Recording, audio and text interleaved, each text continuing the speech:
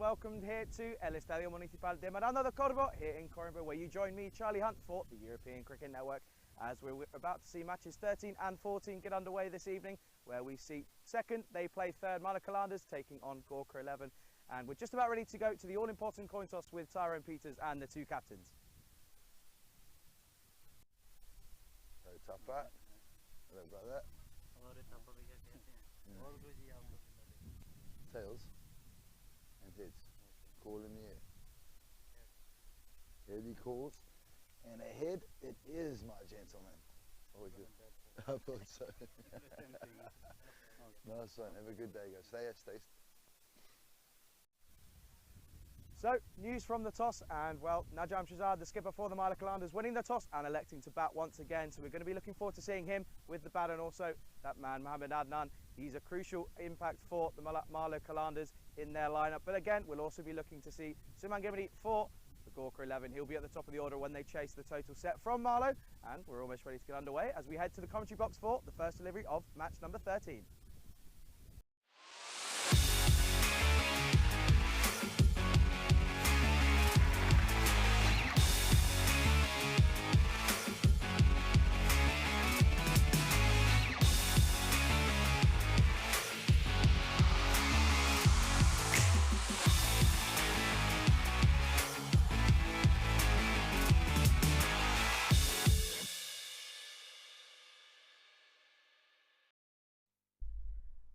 And welcome to the commentary box, where you join me, Charlie Hunt, here, and we're just about ready to get underway here in Portugal for match number 13 of the FanCode European Cricket T10 Portugal. A very warm welcome whether you're watching on the European Cricket Network YouTube channel or if you're watching on FanCode in India. I hope you're all well and hope you have enjoyed the cricket that we've seen out in India as we take a look at the lineups going into this game.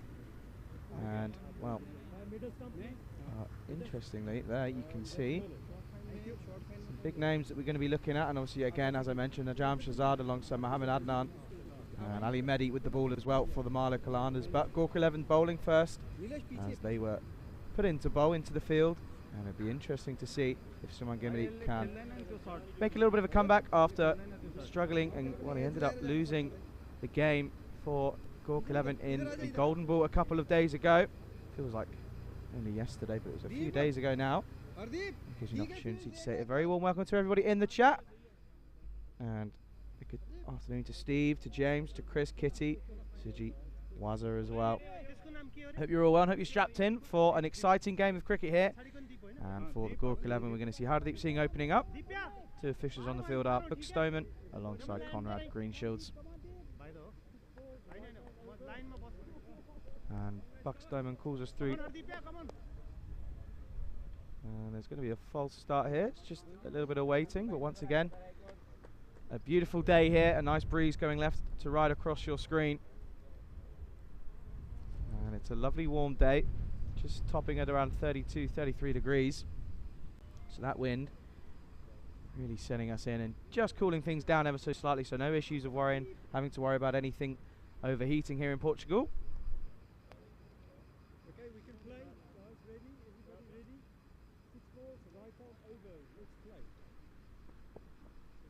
And we're almost ready to get underway, and it's going to be Hardeep Singh here for Gorka 11.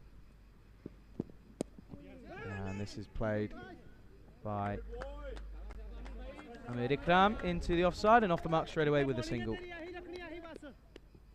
Kirsty just saying, Charlie's looking cool in that shirt. Well, I like to match and get involved in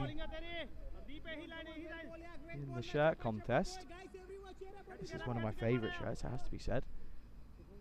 A good start from Marlon, getting off the mark straight away. Mohamed Adnan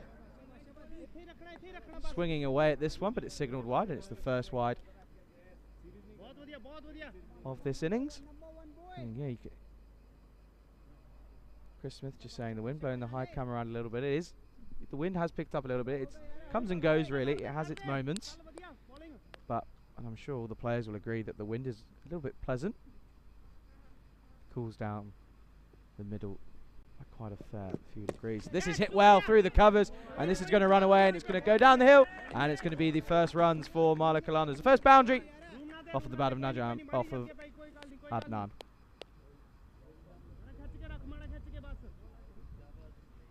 This one too full really from Singh. He gets punished early on by Mohammad Adnan.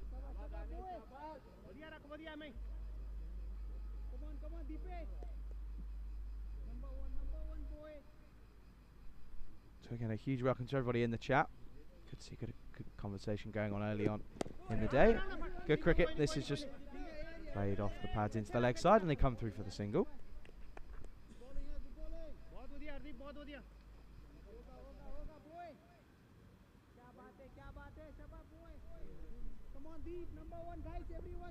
But interesting to see the skipper just holding himself back in, Ajam Shahzad, down to come in at number 3. So a very interesting call. Bit of a change in strategy from Marlow here. Full and hit into the leg side, and they're going to take on the arm of Nazrul Ratul. Bit of a fumble, but it comes through comfortably for the single.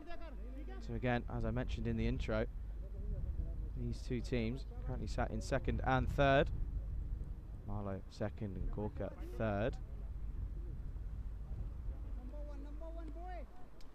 So Gorka 11, 4 points. Marlow Kalandars 6 points at the moment. This one stays low, and a good take from Rushan Singh, one of excellent wicket keepers in this tournament. No, Marlow Kalandars, if they can take 2 from 2 here, they'll go top with 10 points. Just the one victory will put them level on points with Gamblers SC. And Gamblers, they've been a bit of a shock, obviously making their debut on the European Cricket Network. 4 wins out of a possible 6 for them early on. And looking to go big to the leg side, but again doesn't get much on it. It's another fumble from Nazrul Ratul, so another comfortable single. And that single brings us to the end of the first. Marlow Kalandars 9 for none. So there we look at the bat versus ball wall, and you can see that the supercomputer has got Marlow getting around a score of 105, and well, yesterday we saw a couple of scores above par. We reckon the par score here now is going to be around that 100 mark. So anywhere around there, then it's going to just depend on if Marlow can back their bowlers in the field in the second innings.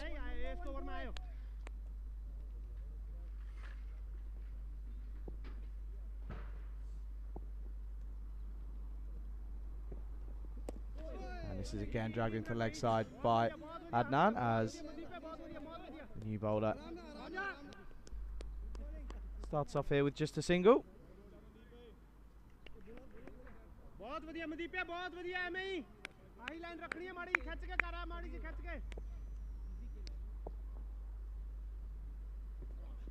Well, this has gone high. There's a man under it, and he takes it. So the first wicket falls here. And it's Ikram who has to go. Ahmed Ikram given an opportunity at the top of the order. Doesn't pay off. He falls for only 2 runs. And the Marlow Kalandars early on here, 9 for 1.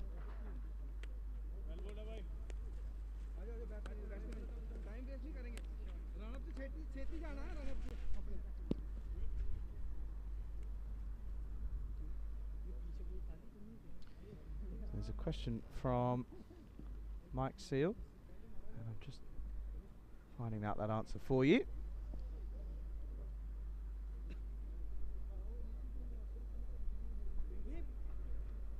So the new bowler is Mandeep Singh, and to answer your question, Mike, these guys outside of the ECN, so when they're playing their league cricket, their league cricket is T20. So, not much change.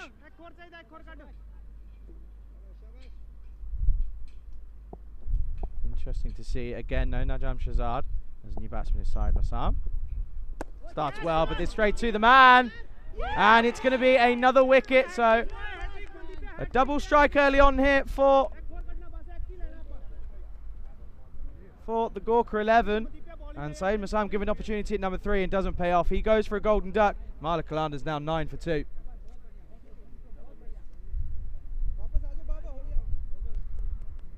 And he'll be furious with himself as he was given an opportunity at the top of the order. He wasn't able to make the most of it, and he has to go without troubling the scorers. And I think that is now going to be the introduction of the skipper coming out now, Najam Shahzad, and he's got a bit of a job on his hands here. So Mandeep Singh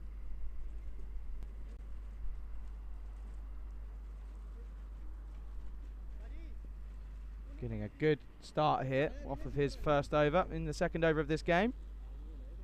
And it is Najam Shahzad who is the new batsman. As he makes his way, he strolls to the crease. He's got to face a hat-trick delivery first up here. We've already had one in this tournament. And Mandeep Singh looking to make it the second one here in Portugal.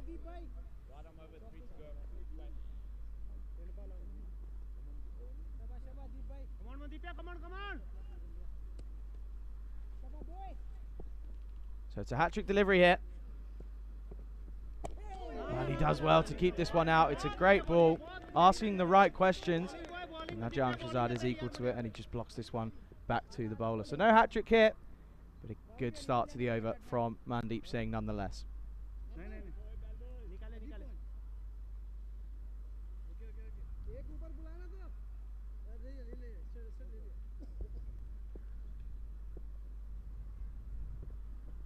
Well, this time into the leg side.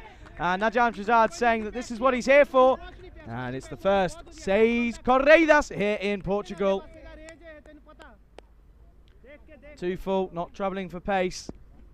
And he just gets his front leg out the way and swings through the line. And it's a bomb out of the ground, 6 runs.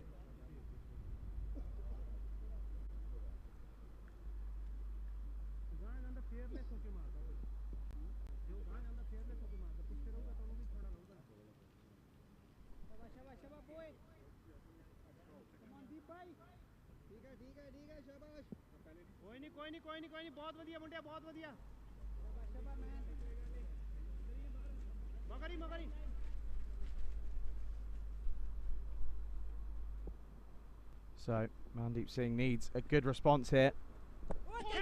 Finds the leading edge, and they're going to come through. They push the single, puts the opposition skipper under pressure, and they come through for the single. But a good over from Gorka. 2 wickets falling. Marlow at the end of the second is 17 for 2.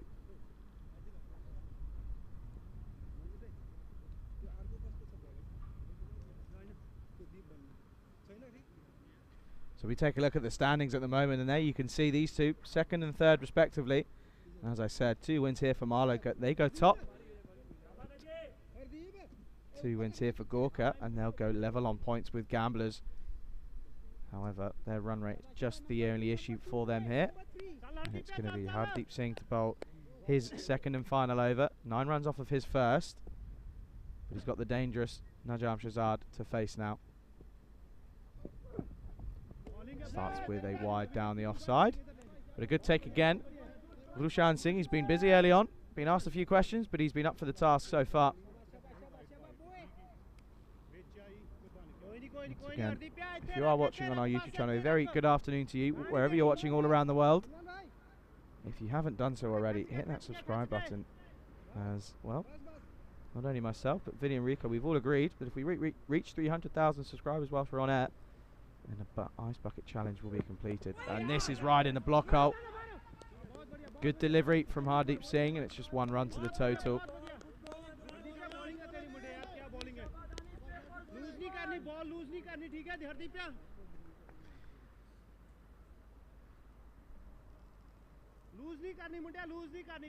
And Sujit Yadav saying, wow, Imran was brilliant yesterday. Well, he certainly was. 77 off of just 22 deliveries in match number 10 yesterday, but he got brought right back down to earth with a golden duck in the second game. Well, this is short, and a good bit of carry. Flies through to Singh, the keeper. This is a good start to the over from Hardeep Singh. Steve Cook as well, alongside Wazza in the chat. Good afternoon to you. And I have a question that I'd like to know. Obviously, I've only, for those of you that tune in regularly, I've actually never done any co-commentary. I've always been on my own. That will break later on in the month of August. But let me know who you think I should partner up with? What would you guys like to hear? And this is a bit of a inside edge, and it's going to come through for leg by, so no inside edge. Just flicks the pad this time. Pulled by Buck Stoneman. And they come through for the single. But no, let me know who you think I should pair up with. Obviously, you've had pairings of Rico and Corey, Vinny and Corey, Vinny and Rico. Well, Rico and Nikki as well. Vinny and Nikki, obviously, Tara and Pieces we've seen on air as well. Many names that we've seen on commentary.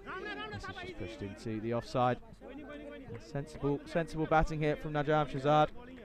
He knows he's lost 2 early wickets. And the skipper taking responsibility here. Yeah, if you're watching, let us know. Let me know who you think would be a good matchup. Obviously, nothing will ever beat the unprecedented matchup of the OGs, Vinny and Rico. But do let us know. It'd be interesting to get your thoughts on that one. Well, this is flicked into the leg side, and there is a man out there, but I don't think he's going to cut that off. So it's a good shot from Mohamed Adnan. He moves into double figures with that. 4 carreras for the Malak Highlanders.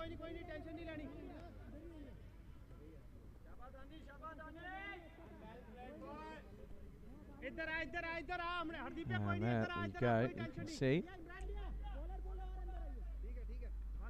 Good shot from Adnan. It was 2 full from Hardeep Singh.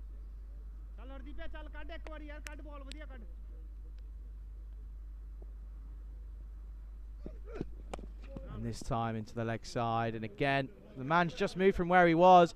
He's going to get a boot on this one, and I think he's just done enough.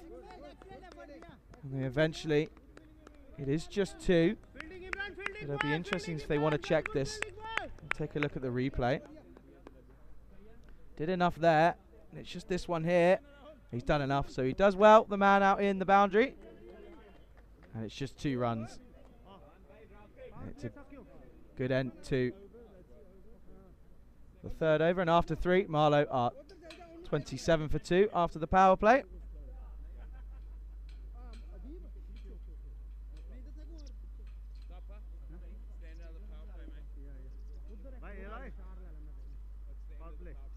And you take a look, obviously, there. So this has been good from both teams. 2 early wickets falling for Marlow, but it's now just been almost not taken away from them, but it's been a bit of a response from Marlow with the skipper and the powerful Mohamed Adnan in at the moment. James saying Joe, which is a perfect match. I've actually never been able to meet Joe, but Joe, if you're watching, I hope you're well. It's Simon Gimity starting off with a wide. James Stewart just saying. So Steve Cook saying, Charlie, how about Phil Tufnell or Alex Hartley? 2 legends of the game, it has to be said. And I know that Alex Hartley's been getting more and more into her media duties. Done an absolutely outstanding job. I'd love to get on the airwaves with either Tuffers or Hartley for sure.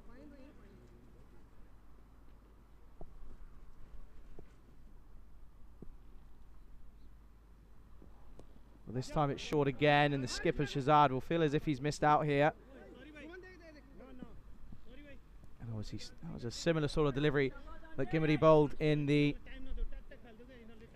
golden ball that we had only a few days ago.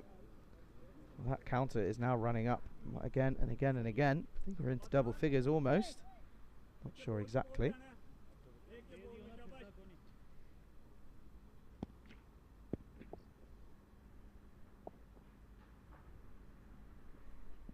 Well, this has gone high.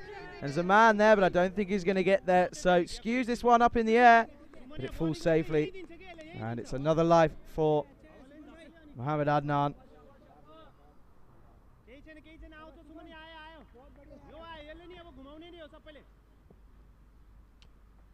Adnan before this game, this is going to be a wide ball down the offside.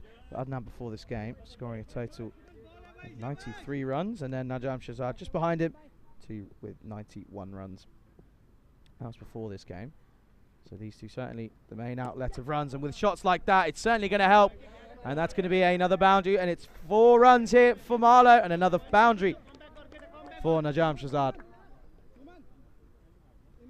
And Gimidi just really letting this one float up there. Bit of a Gundy ball. And Gundy balls tend to be dispatched over the boundary, and this time it does.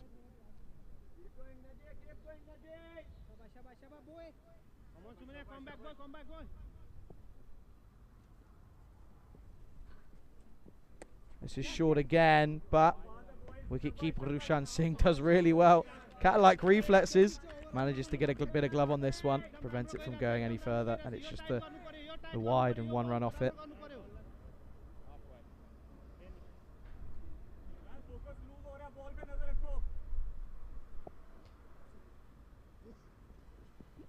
Well, this is an outside edge, and it falls short. So again, another life from Mohammad Adnan. He's making the most of it at the moment. There's a bit of a shy at the stumps, but I think he was back safely, and he was.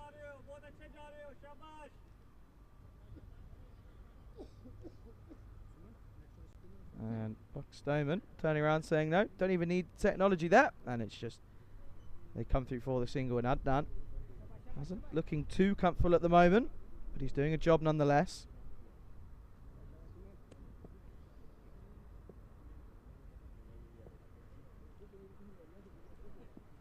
And this is Fuller.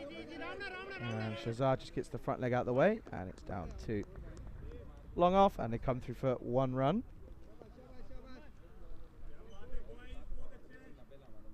Not a cloud in the sky here in Portugal at the moment. Beautiful couple of days we've had here, almost coming up to the halfway point in this tournament. Well, this is again tried to push wide, tried to push Fuller, I should say, but this time given wide again by Conrad Greenshields. So Gimidi just struggling here. 12 off of this over so far, 1 delivery remaining. Wow, Shahzad looking to go big into the leg side, gets nothing of it. And at the end of the over, end of 4, Marlow going at 10s, 40 for 2.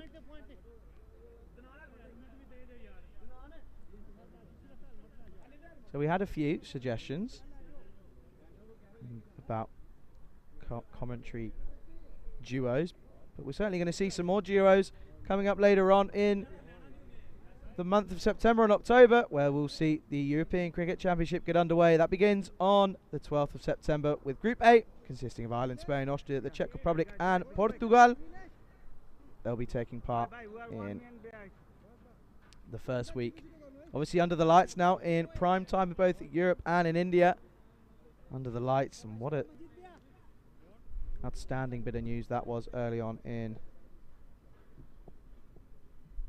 the week. And we're going to see Manjeet Singh now with a bit of spin, and not the start that he would have wanted. This is into the leg side, and it's going to be 1 bounce, 4 runs, and it's another cuatro corridas here in Portugal.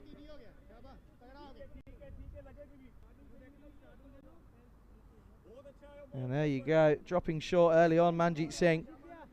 Bit of a loosen up, and he gets punished by the skipper.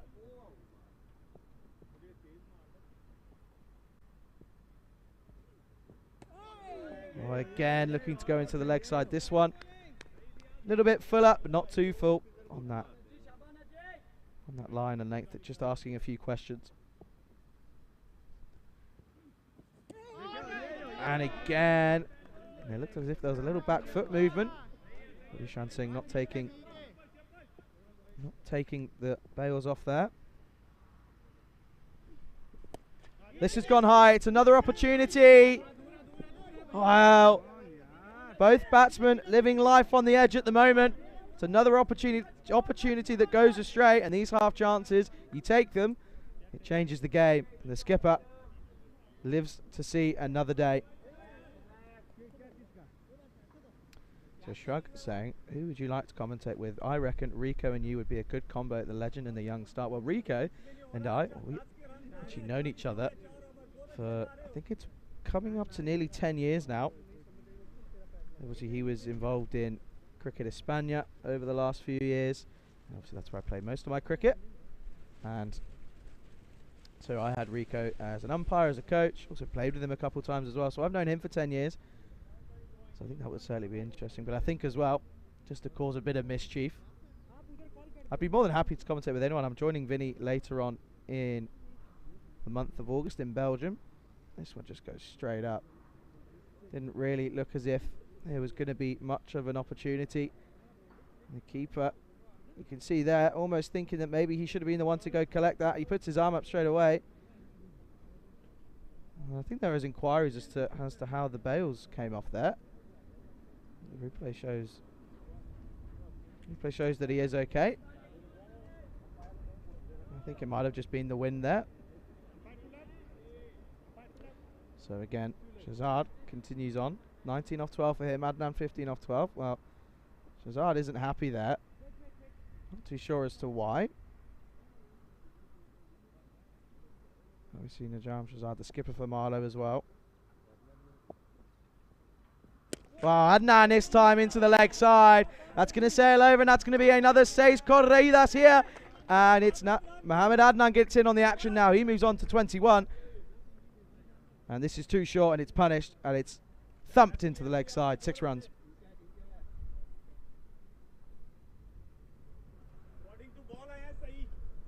So Manjeet Singh, not the first over that he would have wanted.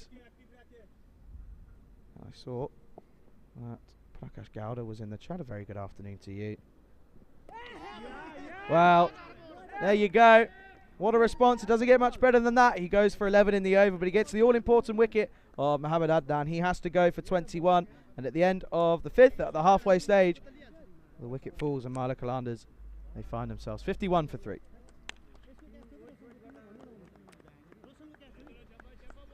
Again, going into the leg side.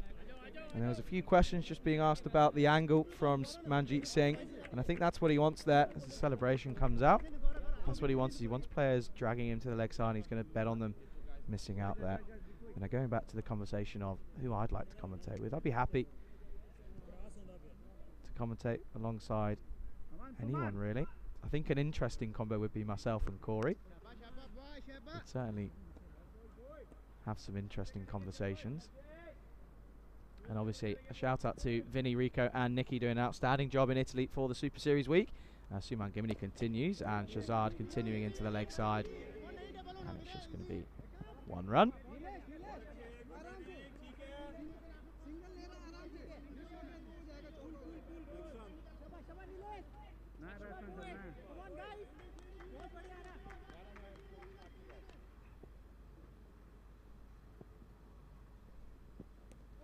And this into the leg side.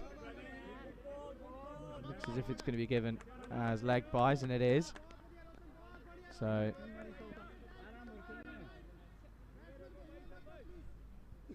new batsman Rana Sawar doesn't get off the mark straight away. Well, this has gone high. I don't know if it's got the legs. There's a man under it, but it doesn't matter as this is going to sail over the boundary, and it's another 6 runs here for Najam Shazad, making it look easy out in the middle at the moment. And when you get bowled a short delivery like that with short square boundaries, there's only really one outcome that's going to come from it. Like I was saying, Nikki's a good match for you. Well, I actually know Nikki before she started working at the ECN. She told the story as to how she got to make her debut. This is into the leg side. There's a man there. Straight to him.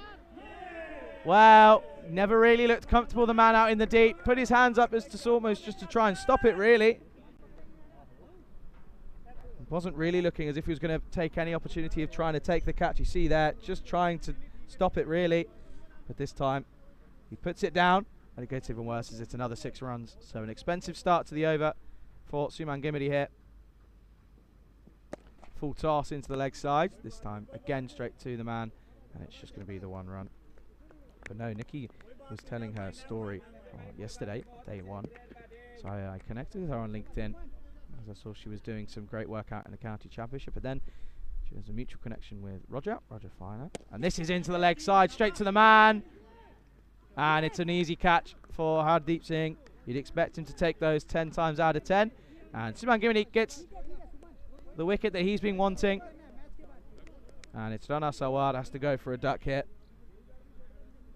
Looking to go big early on. doesn't really get enough on this one, and it sails straight into the hands of the waiting Hardeep Singh. And that's the end of an expensive over, but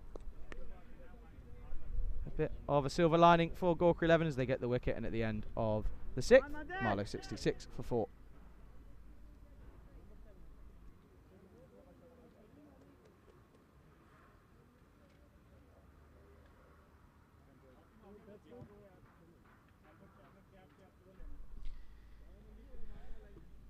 So the new batsman to the crease is Adnan Gondal. And we're going to see spin again from Manjeet Singh, 1 for 11 off of his first 2. His first over. But he's got Najam Shahzad in his way at the moment. This one just coming through for a dot ball.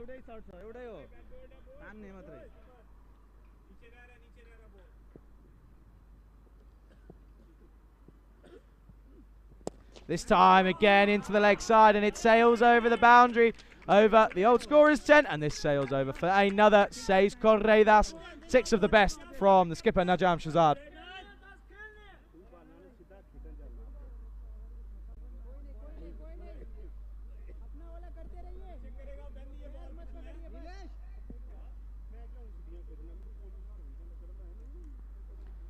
And well, Manjeet Singh needs a bit of a response here. Shorter and mistimed into the leg side, and the Najam Shahzad will come through for a single. And well, a direct hit would have been very close there. Just struggled, didn't really push on after hitting it into the leg side. But he ends up coming home eventually for a safe single. Shrug saying I liked Rico and Rhino as well as a combination. Of course, Angie Ryan, if you're paying attention, obviously he was here last time. Hope you're well, Rhino. Best wishes to you. And Adnan Gondal off the mark straight away, just playing this into the leg side for 1 run. So again, this is good from Marlow. As you can see there at the moment, their projected score, they're going to be around that 110 mark. I reckon if they can get up to 115, 120, then they're going to feel confident that they can go ahead and defend this total.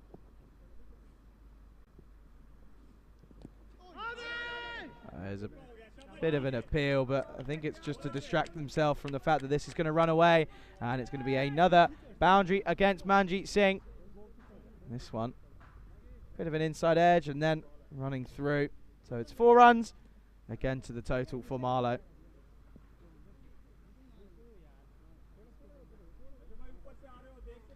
And Najam Shahzad looking pretty comfortable at the crease. Anything that's in his arc, it's getting punished at the moment. And this one, again, making use of the angle. And Manjeet Singh, he's not happy with himself. And at the end of the 7th, with 12 coming off of that over, a good consistent over again for Marlow. They find themselves 78 for 4 at the end of 7. And there you go. There's the run rates per day at the moment. Bit of a mixed bag. Day 3 we struggled, didn't we? Only going at 8 and over. But we haven't really got up to the same levels that we hit in the first game, or the first day, between Marlow and the Coimbra Knights. And we're at the moment, you can see that the overall at the moment is 9.3. So as I said, any pass score is around that 100 mark. This is hit into the leg side from Gondal, and it's straight to man out in the deep, and it's just going to be the 1 run. Prakash asking, how is the weather? Well, the weather, I can tell you, is a beautiful evening for cricket. Not a cloud in the sky, bit of a wind, bit of a breeze to keep the players cool out in the middle. Sitting comfortably at 30 degrees.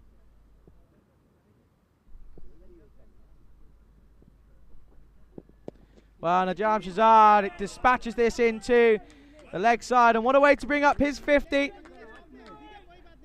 And it's been an excellent bit of batting here. The skipper taking charge, coming in at number 4, changing things up with the lineup. And what a good decision this has been, as it's paid off. And he makes his half century off of 22 deliveries. It's been a good bit of batting here from the skipper, leading from the front, leading by example. And Surya Wanshi under a bit of pressure here. This is short again, but Shazad missing out once more. And I think there's a bit of a late reaction from his teammates, and eventually the bat goes up in acknowledgement. So he's actually moved on to 51 now. But a good half century nonetheless from Najam Shazad. Almost what we've come to expect from him now. And he's got him. He's chopped on. And it's a wicket for Suryawanshi, and a much needed wicket. But it's not the man that they would have wanted really, as it's Adnan Gondali has to go for 2 off of 3 deliveries. And that's the 5th wicket to fall. Marlow 86 for 5. It gives us an opportunity to again appreciate some special hitting from Najam Shazad. This one was just short, dragged on and just hitting the base of leg stump. It's a little bit unlucky, but it's not the first one that we've seen players chop on here in Portugal. But I have to say, an excellent facilities here in Miranda do Cordoba, home of the Coimbra Knights. So I think this is the 2nd time we've been here now on the European Cricket Network. Obviously here last year for the same night series. And the new batsman, Asim Sawad, will he start into the leg side, and well, you feel for the fielder, gets this one all wrong, and it sails through, and it's another boundary. And what a way to get off the mark for Asim Sawad. 4 runs into the leg side. Completely losing his footing there. You feel for the man, not what you want to see, and he knows that that's going to be on film as well, so maybe he'll see the funny side of it and send that to his friends and go, well, sometimes it doesn't always work. But a good start for Sawad here. Fuller in again. This time it's to the left of the man out there, and he gets a boot on this one, but it's not enough. And Manjeet Singh, things go from bad to worse, and it's another 4 runs off the bat of Sawad. Don't know if he's just struggling with a possible injury or something, but he's just not looking comfortable out there. He got a good stride in, but he goes for the feet and gets this one all wrong. And a good over from Marlow with 16 coming off it, and at the end of the 8th, 94 on the board.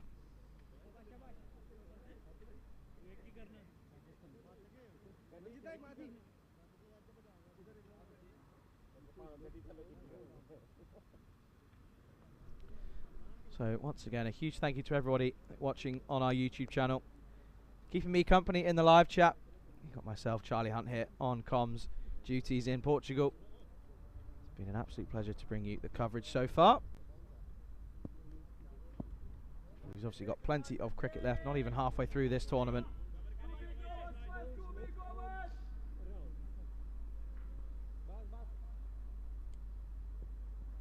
Currently match 13 underway here. We're going to see a bit of left arm spin from Ankush Kumar. This is up. There's a man there. It's the skipper. But it's eventually take. Oh, it's going to be a mix up at the other end. He's going to have to throw well, and he does. So good work. Ankush Rahul Kumar keeps his cool and realizes that Asim Sawad was turning around and trying to get that second, but Najam Shazad didn't want anything to do with it. It's a good throw and a good take from the keeper, and it's a wicket to fall. So a good start from the over for Gorka here. And that wicket now means that Marlow are 94 for 6.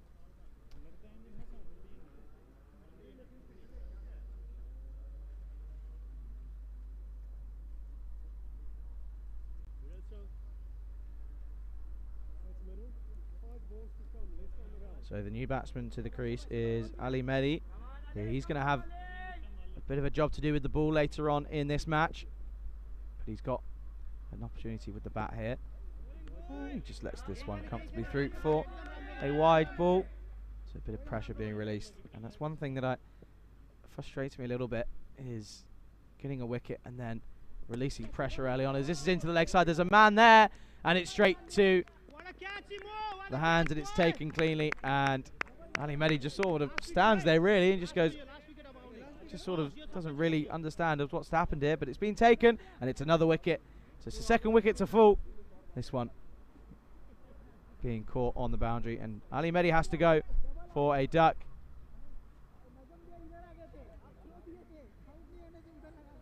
And Marlow, bit of a collapse here. They now move to 96 for 7.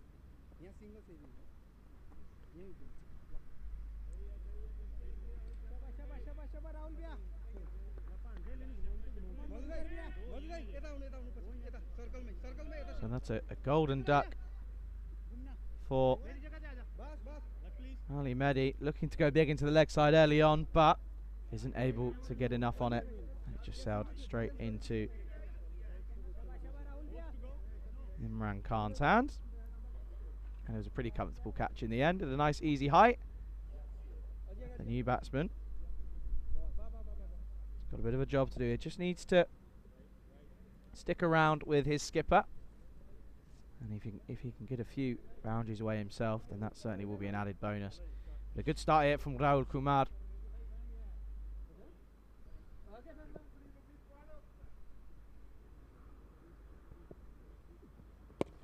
This is hit well, and as I said, wants to stick around with his skipper, and then if he can hit the odd boundary, then that's certainly going to be a good addition. But this one starts off well, and Yasir Sabir gets away off the mark with a glorious cover drive for 4 runs.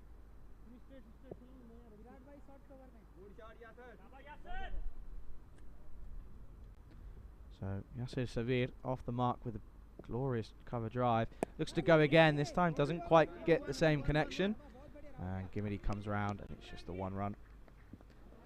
But it's interesting to see how Najam Shahzad's going to bat here. He's got 2 deliveries to negotiate from Rahul Kumar. He's currently on 52 off the 24. He's been starved of the strike, and this is going to be another wide. So Rahul Kumar struggling with his line. It's the second wide in this over.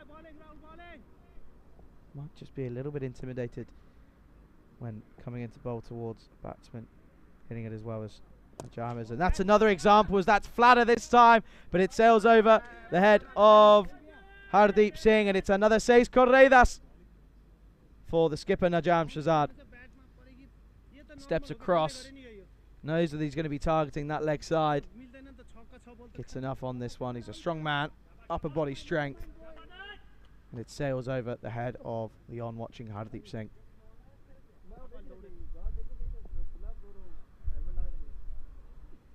Goes again into the leg side. There is a man out there, but I don't think he's got that cut that one off. And it's another boundary. So 20 off of that over. It was a good start from Kumar, but it ends up being a bit of an expensive over from him. And at the end of the 9th, it all happens here in the 9th. Marla Kalanders are 114 for 7.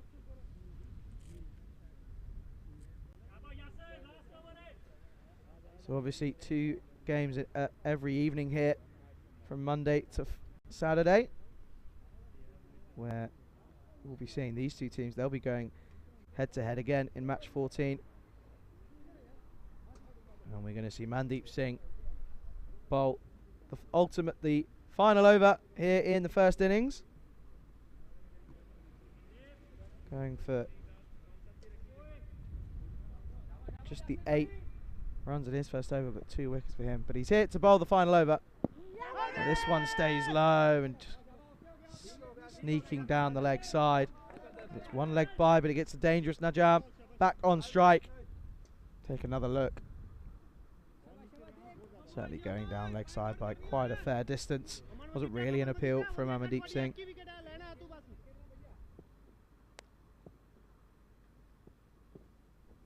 Wow, it's a good delivery from Mandeep Singh. Oh, there's a bit of a mix-up. Doesn't want to give the strike away. I think he knows that if he stays on strike, he can get the team to a good total. But a good Yorker from Mandeep Singh. Almost every team has got that really fine leg. This is again for, and this time they will take the single. There's a call of 2, but it's straight to the man, so I don't think they're going to take it on. But it's an interesting tactic, it has to be said, having a man out almost as a backstop, really. quite a lot of bottom edges that run away towards that boundary. Obviously the golden ball, most memorably. And this is a bit of a bottom edge, and this is going to run away. It's a good chase on from the Gorka 11 fielder. He does well. Keeps it to just the one. And at the moment in this final over, we've gone boundaryless so far. 2 deliveries remaining. Anywhere above that one, if they can get to 120, Marlow will feel that they're going to be able to defend this total. Well, that's going to be the 120 up as Najam Shazar continuing here in fine fashion. He moves on to 69, and with that 6 runs, Marlow over the 120 mark.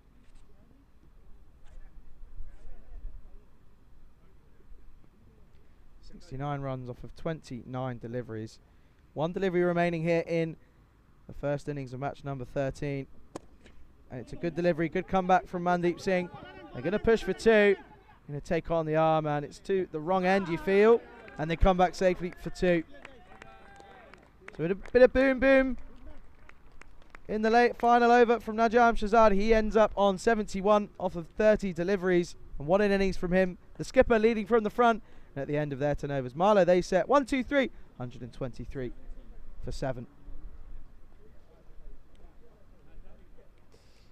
So just going back to what was a very interesting innings, a good start for Gorka 11. They got 2 wickets early.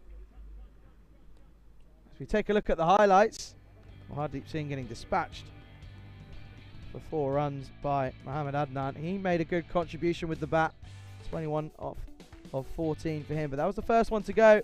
Ahmed Ikram never really looking comfortable being promoted. And inside Masam coming in at number 3, had to go for a golden duck. One of 2 golden ducks in this innings for Marlow, but it brought the 2 danger men to the crease. Najam Shazad alongside Mohammad Adnan.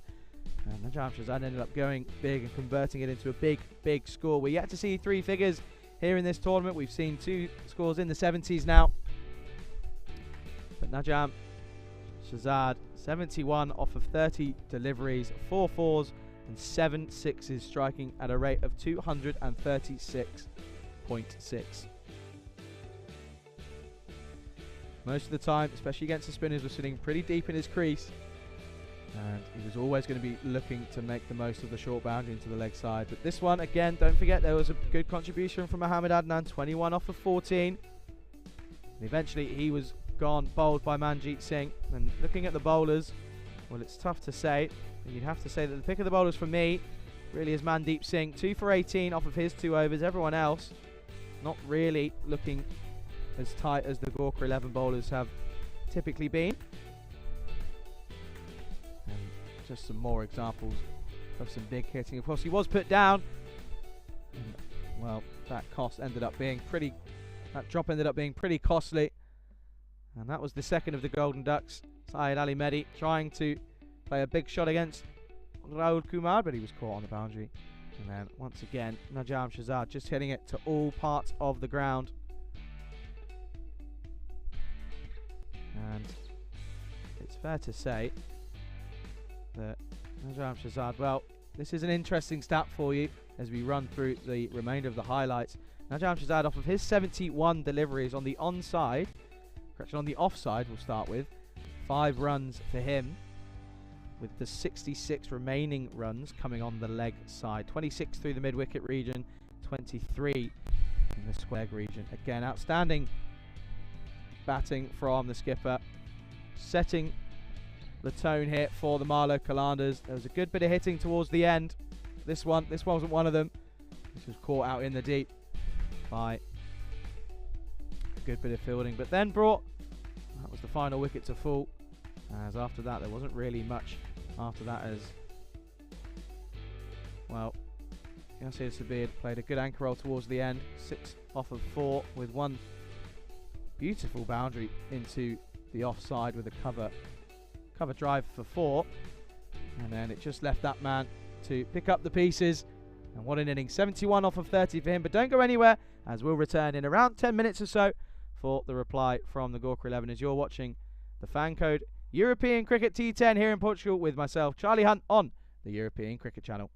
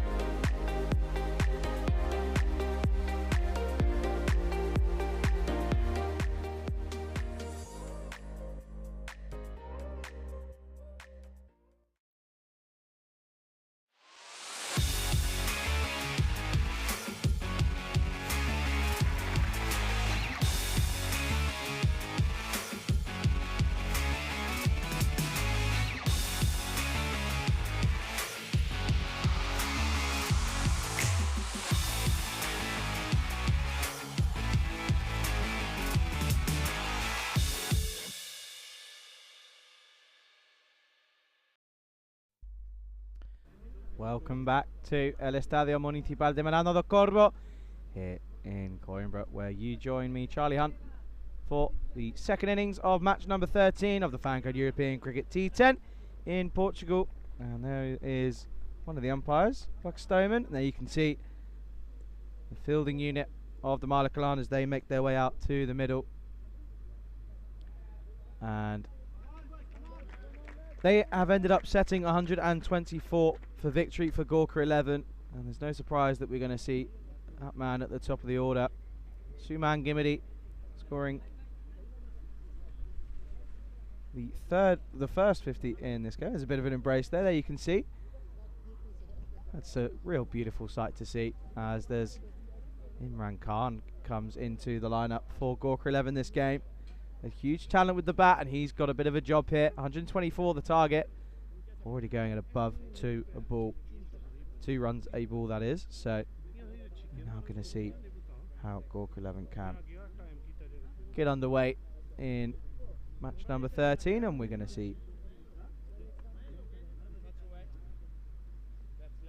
Malakalanda's openers. They've got a bit of a job on their hands. If they can keep it tidy, take a few early wickets, if they can get these 2 early, try and look to really get into the middle order of the Gorka 11 batting lineup early on, they're going to feel as if they're going to be right into the thick of it.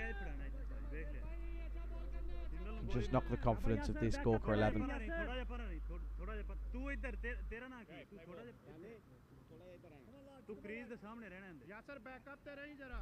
Once again, a very warm welcome to everybody back, whether you're watching on YouTube or on FanCode India, as we're ready to get underway for the response from Gorka 11. And what a good start, and Suman Gimidi, a very uncharacteristic swipe across the leg side, plays all around this one and clatters into middle stump, and it's the first wicket off the first delivery. Gorka 11 none for 1. It's an interesting approach from Suman Gimidi, no waiting around, looking to go early, tried to drag this into the leg side, and Rana Sawar makes the early breakthrough and gets the big wicket of Suman Gimidi. See here, it was just a bit of a drag across the leg side. Really, it wasn't a standard cricket shot that we're very used to seeing from Suman, and it brings the new batsman of Imtiaz Rana, who's got a bit of pressure on him as he joins Imran Khan out in the middle now.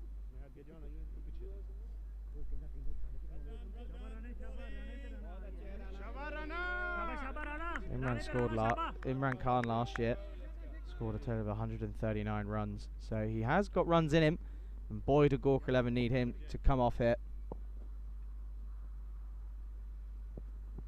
And Rana off the mark straight away, just clips this into the leg side.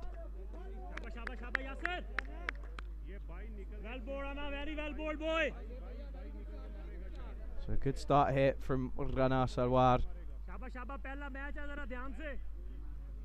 getting the all-important wicket of Suman Gimidi, a golden duck.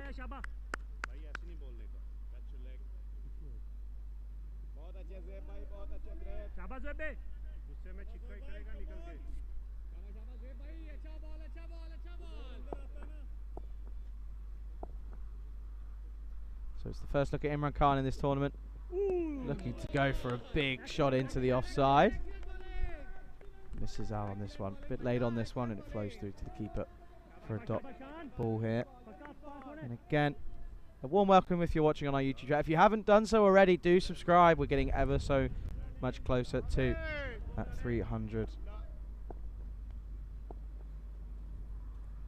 300,000 subscriber mark. And this one, Imran Khan again doesn't get any bat on this one, and it's just a dot ball. And well, PRNK says, Charlie, you can try and switch your voice every now and then and give the impression that there are 2 commentators. And I don't know how long that would last. I think the novelty would wear off pretty quickly. I'd be annoying myself, I have a feeling. This is Fuller, bit of movement, clatters into the pads, but certainly going down leg, and it's another dot ball. So a good tidy start here for Marlow Calanders and from Sawad. Shrugcast saying, big question, has your dad managed to sort out that YouTube account? Subscribe? Well, I don't know. I'll have to check up with him. I don't know. I think he's a little bit busy this evening, so I don't know if he's tuning in. And this is again off the pads, and they're going to come through for the one run. But a tidy over from Savad, and at the end of the first, Gorka 11 are only 2 for 1. And the big wicket falling, Suman Gimidi had a good start to this tournament. And well, there you go. Talking of good starts, we had a good start to this tournament, getting a golden ball, breaking the streak. 405 matches it took, but now we're now into the 9th match without the golden ball, so nearly at that double figures. And you just never know. That one in earlier in the week, or last week now, pretty much came out of nowhere. It was almost a bit of a shock that we had a golden ball. It was only within the last 4 deliveries that there was sort of a feeling around the ground. It was like, oh, okay, this could be happening, and it ended up, well, what a bit of cricket we saw earlier on in this week. But we now see Syed Masam into the attack. And this is down the leg side. I think it's got a bit of a clip on the pad on it of Imran Khan, and it's just a dot ball. CJ Sharp saying, has Anna Stoneman provided you with refreshments yet? If not, why not? Anna Stoneman has been part of an outstanding crew. He's been keeping us fed and watered throughout the last few days, and this time Imran Khan is going to get off the mark on his 5th delivery. An inside edge down to fine leg.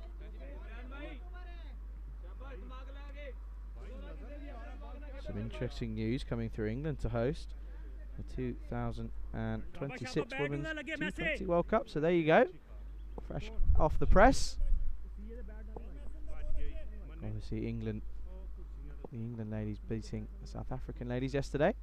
I know that upset a few of the crew here. We've got a few South Africans amongst us today. There's an outside edge. This is going to fly to the 3rd man.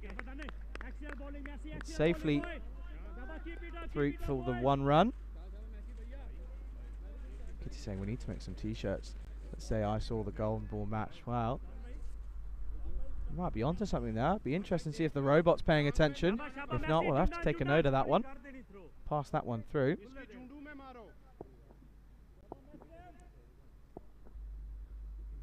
Khan now on strike 1 off 6 for him.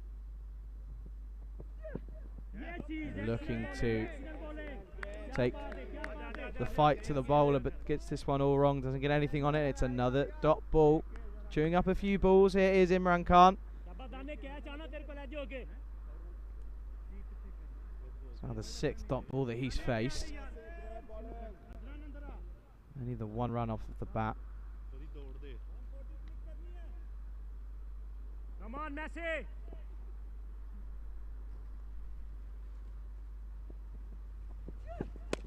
By this time into the offside. He hasn't quite got all of this. Skipper Najam Shahzad comes round. They're thinking of a second, but rightly turned down by Imtiaz Rana. It's just the 1 run to the total.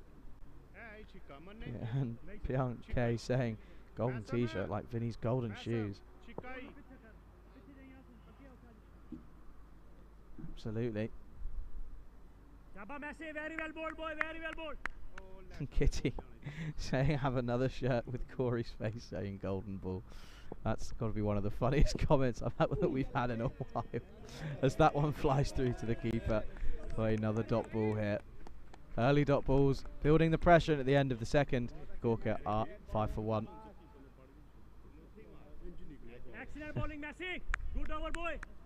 Certainly would be interesting to see which image of Corey's face would be put on the t-shirt. We get to take a look at the standings here in Portugal at the moment. So this the 5th game for Marlow and Gorka. They'll be 6 games under the belt after today. And Marlow, if they take 2 from 2, they'll go top by 2 points.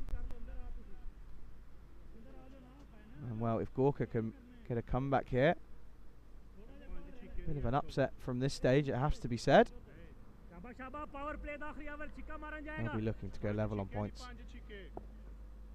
as well.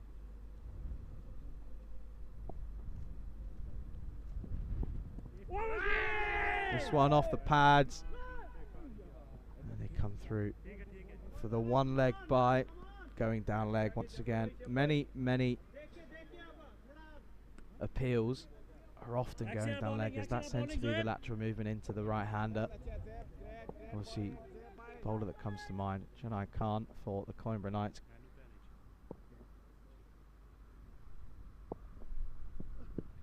And this time, giving a bit of air, bit of a slower delivery. And Imtiaz Rana quick to pounce on this one. And it flows away, and it's the first boundary here. And it falls to Imtiaz Rana. CJ Sharp asking why did Ayas or Ayas not in the tournament. They didn't qualify. They weren't in the top 10 in the league. So they didn't quite make it into this tournament. That's why they're missing out, and that's why we've got an Irish player at the moment, Conrad Greenshields. He is the standing umpire at the moment. And this one short, a good comeback. Wasn't able to get this one over the top. It's a dot ball after being dispatched into the leg side. And there's a few digs. FanCode saying Corey needs to put a t-shirt with a collage of all his drops captured on the camera. Well, I'm sure he'll be having something to say about that one, as this is again clipped into the leg side. A good bit of lateral movement into the batsman again. And they come through for just the one run.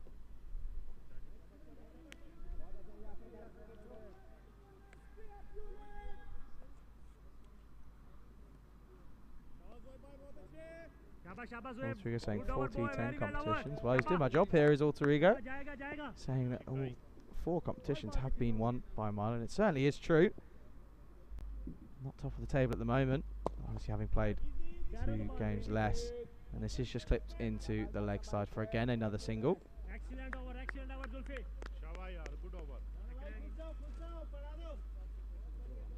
So 7 off of this over so far. Only 5 coming off of the first 2. And they're going to want a boundary. Finish the power play strong, sets the tone for the rest of the innings here. And they're going to get that. This is going to sail over the boundary. This time it goes all the way. Says Correidas, and that's going to release a bit of pressure here.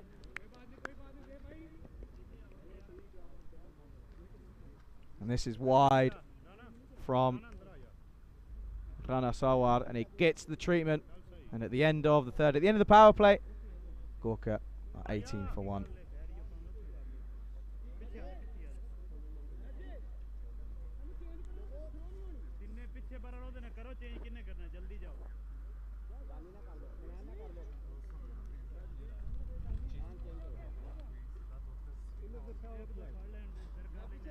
So there you go, at the end of the power play, fielding restrictions ease. And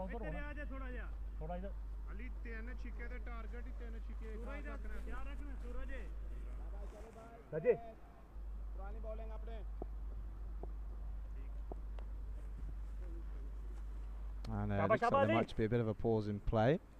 So that gives us an opportunity. If you're in the YouTube chat, get some random questions in. Let's have some questions. If you want to get to know anything about me, any questions about myself, or anything just general day-to-day life, any random questions, get them in. There's a few. Good to see people tuning in. Let's have some interesting questions. And this is a good start. Just hit with a flat bat down to long on, and it's just the one run. Very good bowling, boy. Excellent bowling, Ali. Shabash, 6 the average खराब नहीं करनी.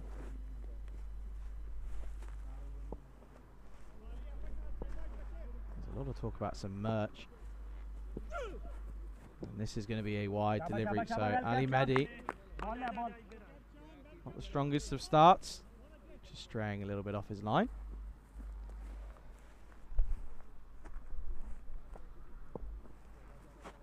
Shabash, Ali.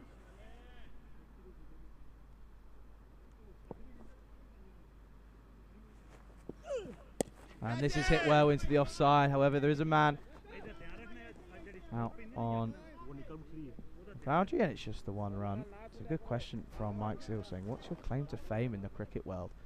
That's a good question, Mike. I have to think about that one.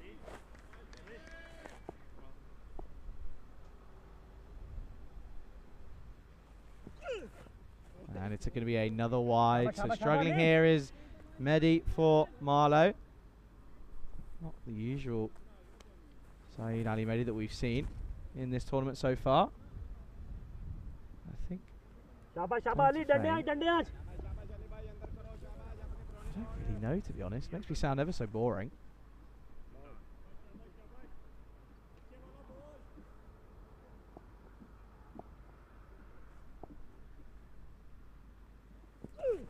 And this is down the leg side, and things go from bad to worse for Ali Mehdi.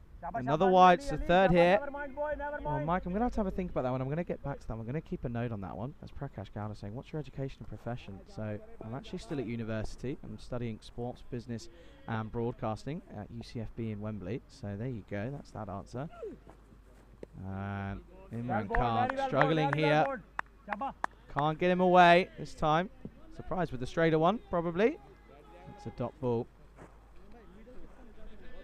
But no, yeah, so currently still at university. Well, this is my job. This is what I'm doing at the moment here on the European Cricket Network. Very blessed to be here. Clatters into the pads. There's a shout from deep mid-wicket. Everything almost seems to be out from deep mid-wicket, has to be said. But it's another dot ball. But this seeming to be a pretty long over. 3 wides in this already from Saeed Ali Mehdi. 2 deliveries here now.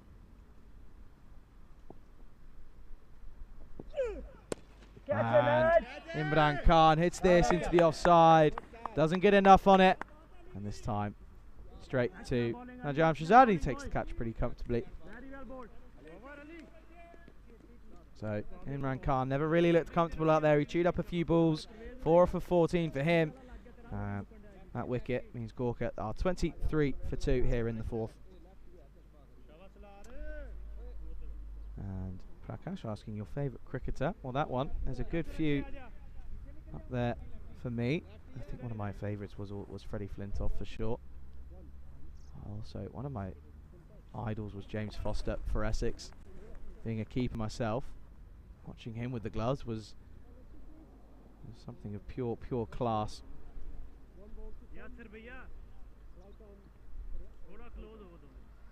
Shrug, how long have you lived in Spain? I lived in Spain, so I moved there since I was 9. Then was there until I was 16. Then I've been back and forth from Spain and the UK for school, and then now for university as well. So moving back and forth, but I'm very lucky to live where I do in Spain. It's right in the Manga Club, so plenty of cricket. And this is going to be another wide. So Ali Mehdi yet to finish this over. Struggling here. Not getting that consistent line and length, so releases pressure of number 4, Rahul Kumar. Mike Seals, the most famous cricketer you've played with or against. That's a good one. I've got a pretty good answer for that one as well. This into the leg side, and that's going to be one of the best shots of the day we've had so far. That's 6 corridas for Gorka 11, and Rahul Kumar off the mark gloriously with the 6. Well, and then to a pretty poor over from Ali Mehdi. And he gets dispatched into the leg side from Rahul Kumar.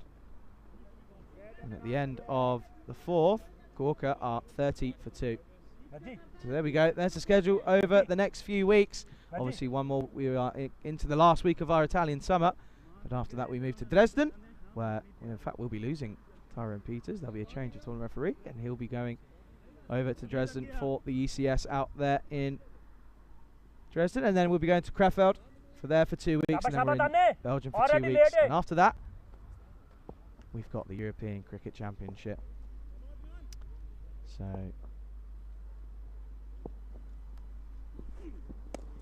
and this is into the leg side, as the new bowler is Mohammad Adnan. And well, Prakash had a good message, but it was deleted by the moderator. It was just for you to please make a vlog of what goes on here. And keep your eyes peeled. That's all I'm going to say. That's all I'm going to leave with you on that one. Rahul Kumar back on strike now. And he knows he's got to go here. And giving a bit of width. Tries to play this over the offside, but doesn't get anything on this. Kiani Nolan saying Germany will be great, and Brussels. I love Belgian cricket. Well, absolutely.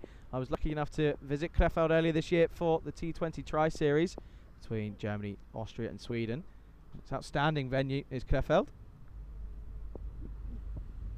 And this one gets a little bit of movement away off the pitch. Rahul Kumar trying to play this into the leg side, but again missing out. Do keep all these questions coming in. Certainly enjoying it. Having to catch up, flying through.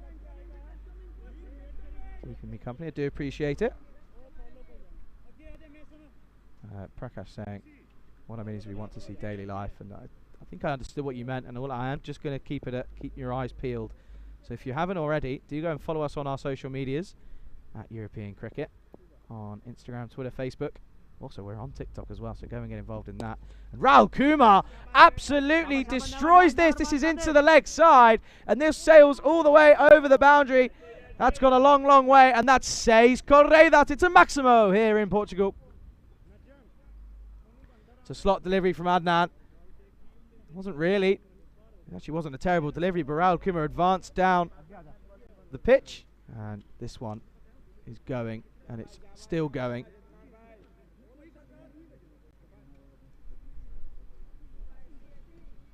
What a lovely shot that was. Right out of the textbook. Couple steps down the ground. Needs a response now, does Adnan. And what a response it is. And with Rahul Kumar going, you just wonder that might be the last bit of hope for Gorka. As the third wicket falls. Rahul Kumar has to go. 12 off 4 for him, Gorka. They are 38 for 3.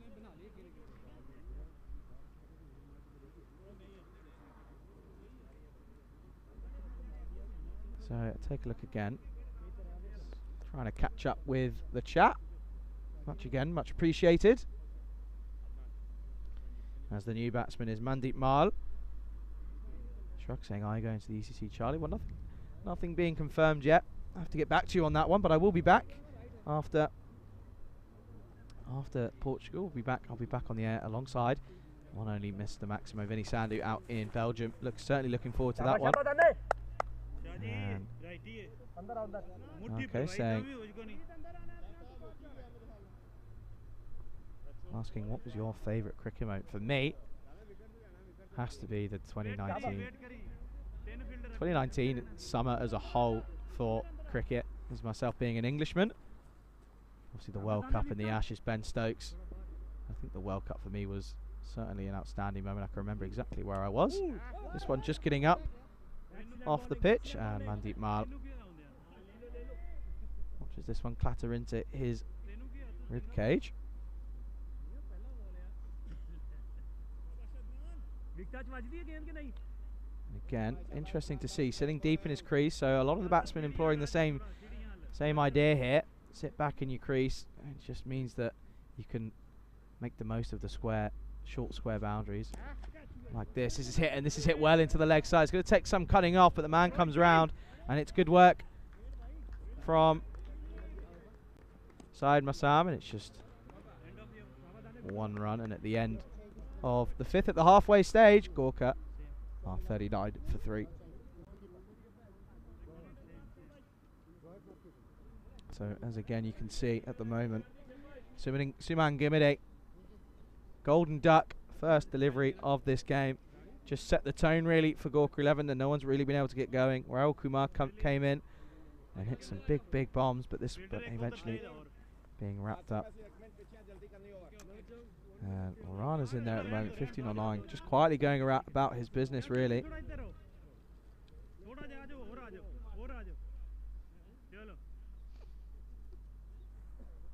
And we're now going to see a bit of left arm spin. Asim Sawad into the attack. Starts with a dot ball here. Cash was asking which is my favourite IPL team. And I'm going to have to say the Chennai Super Kings. Into the leg side. Just going to be a 1 run.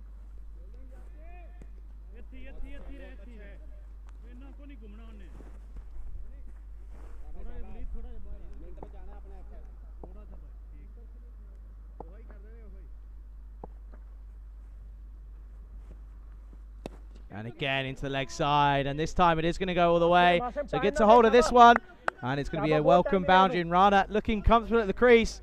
It's another 4 runs to the total. Savad dropping this one short, and this sails away. I completely forgot that I didn't answer your question, Mike, about my players I've played against. I played against the likes of Tom Moores and Billy Root once. That was good fun. It's a dot ball. Yeah, I played against the Tom Maynard Trust a few years ago for Spanish Select 11. And played against the likes of Billy Root and Tom Moores. And Rana, again, looking to go big, but he's looking at his gloves, sort of thinking, don't really know what's happened there. And he's gone. And again, really am appreciating all of your questions. Keep them coming thick and fast. What are your thoughts on Ben Stokes' retirement from ODI? I can understand why. It really is a grilling schedule for players of the likes of Ben Stokes. So much going on. Just 1 run into the offside. So much going on. Obviously picking up the Test captaincy for England. And just, I can understand his reasoning. He feels if you can't give 100%, then there really isn't much point in doing it. And at the end of the 6th, Corker 11, 46 for 3. You know, I understand why. It's a real shame. Obviously, one of the top players in and around the world, Ben Stokes, but obviously he's looking to continue a positive start for England in playing a bit of baseball. Mike Seal, if you had the opportunity to play a game of cricket anywhere in the world, which ground would you pick? For me, the one that I always would love to play, and pretty obvious, it's got to be Lords for me. Home of cricket. It's where I saw one of my first live cricket matches. Certainly is where I want to be if I was to ever be able to play. If I had the choice of playing wherever I wanted to. But Adnan Gondal now into the attack for Marlow. And Rana, good looking shot. Comes through for just the 1 run. And I think my best cricketing moment, going back to an earlier question, being able to represent Spain in World Cup qualifiers at an under-19 level was a real pleasure. It's not very often that you are given the opportunity. It really was a real pleasure. That has to be one of my best moments. And this one is going to be judged a wide by umpire Conrad Greenshields.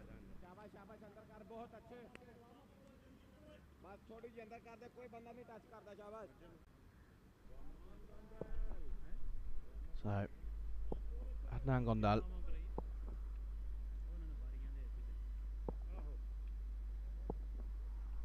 Two off of this over so far, and this is hit again by Rana. And it could be a close shy if he went at the other end, but he didn't so, and it come through pretty comfortably for, again, the 1 run.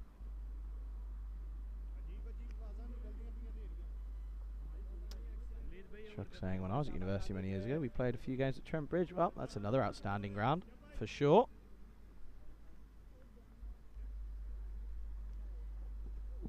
And this one beating the outside edge of Maul and flows through to the keeper for another dot ball. And there's Bickley saying MCG or Lords. Well, as an Englishman, I have to say Lords. But I think I said on stream the other day that I'd love to go to Melbourne, go to the MCG. That is for sure. 2 obviously outstanding cricket grounds. And again, Mandeep Mal trying to play this into the offside. A good extra yard of pace on that one from Adnan Gondal. Looking pretty set here in his line and length. Okay, saying, ¿tú hablas español? Sí, claro, hablo español. Obviously, I know that Rico obviously speaks Spanish. Again, obviously Rico and I know each other for a good few years, so I think that would be interesting. A bit of Spanish going in the commentary box with if I ever got alongside him. This is played into the offside for just the 1 run. Spanish isn't what it quite used to be, though, I have to say. Obviously, back and forth from the UK and Spain, so my Spanish isn't quite what it used to be. But I can get along, understand most things.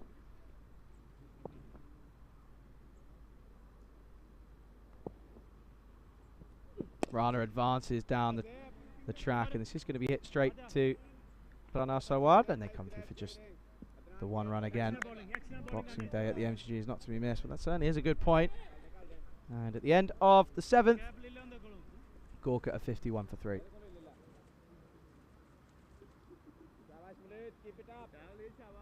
There certainly are some amazing cricket grounds around the ground. But not to be missed is the Super Series going on out in Rome at the moment. Obviously the winner of this week's tournament. There's a thumbs up from the man in front of me at the moment, Savad. Sounds like he's been watching and paying attention. Plenty of cricket here on the European Cricket Network. And this is hit up in the air. There's an opportunity. It's a good effort from the man at extra cover. Outstanding work from Ali Mehdi. Doesn't quite get there, but a good effort nonetheless. Only costing the one run. But plenty of cricket here on the European Cricket Network, not to be missed. And this is off the pads, and that's a glorious shot. Might be in vain, as they doesn't look like they're going to get near this total. However, shots like that certainly are going to just improve morale a little bit around the team. And Mandeep Maul hitting a lovely shot into the leg side for 4 runs.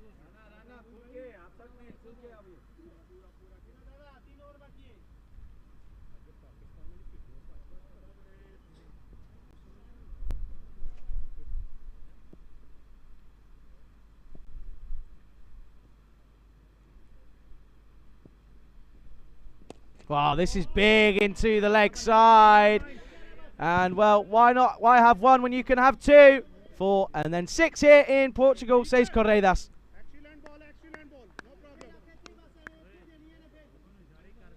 And Walid Amjad getting a bit of treatment here in his first over.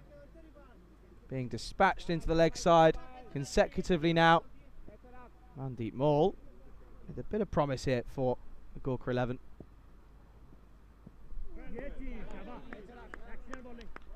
Good comeback note from Amjad. Shrug asking what's your highest score. Highest score was, I think I came in at number 3 or 4. 77 not out off of 40 deliveries, I think it was. This is an outside edge, and this is going to run away. So another boundary, and this is a good over for Gorka. And it's another 4 runs. You take them however they come now.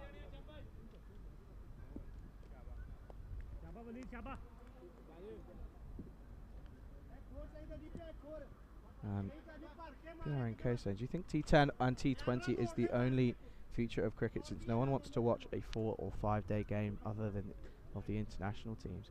Well, I think it's interesting, as I'll continue this conversation after this delivery. Well, this is high. It's an opportunity here. Don't know if it's quite got the legs. Oh, it's a good catch right in front of me. And Rana Sawad takes the catch pretty comfortably. Had snow on it, it was up so high. Some serious hang time. But he sets himself and he takes it comfortably, and another wicket goes. And at the end of the 8th, Gorka 11, 66 for 4.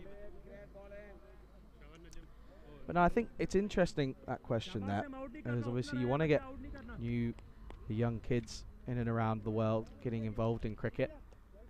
And obviously, depending on who you ask, it all just depends on who you ask, really. I think they're all traditionalists, and I feel that there's plenty of options for developing cricket. I think the idea that you need to scrap a certain format, I think it's a little bit obsolete. I think, you know, there's certainly appeals to all different. There's pros and cons of everything. There's pros and cons to every single bit of cricket. As the left arm off spin is into the attack, and it's been put down in the deep. That's Adnan Gondal out there.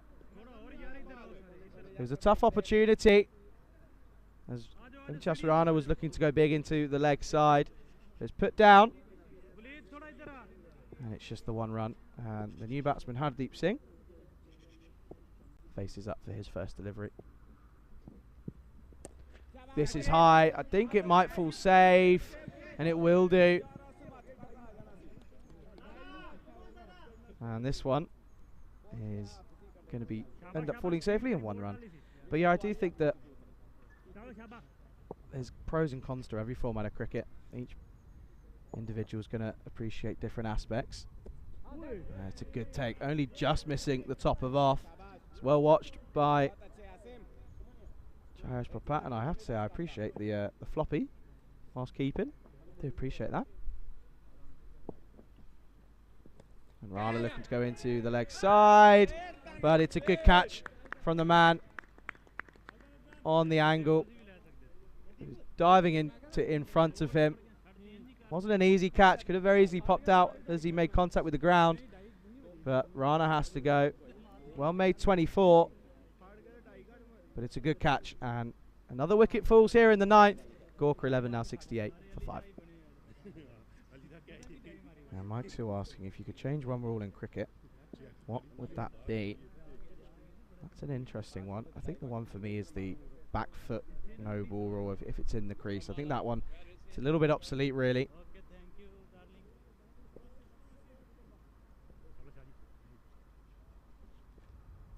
And the new batsman, Mandeep Singh. Bit of an inside edge onto the pads.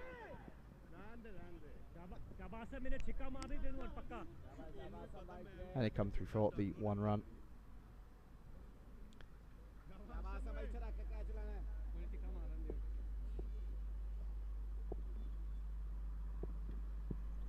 Well, this is in the slot, and this is punished into the leg side.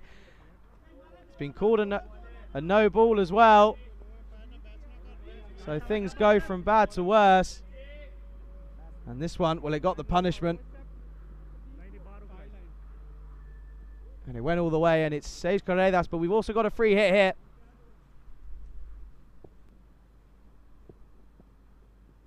That's a good comeback from Asim Sawad, and a good end to the over with just 4 runs off the over. Correction, 11 runs off the over at the end of the 9th. The Gorka 11 76 for 5.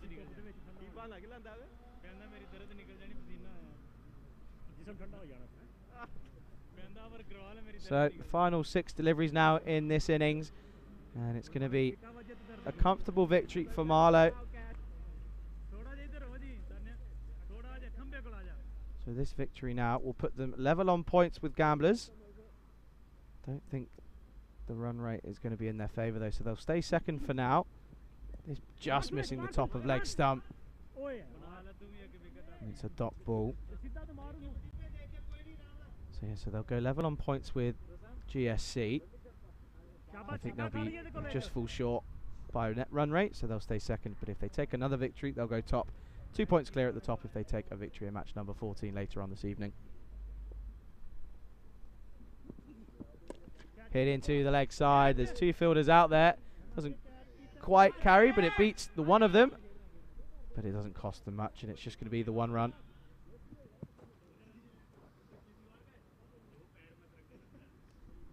Well, Shrugged put an early call in, saying looking more and more like a Marlow versus Gamblers final. Only time will tell. Obviously, plenty of cricket still to be played.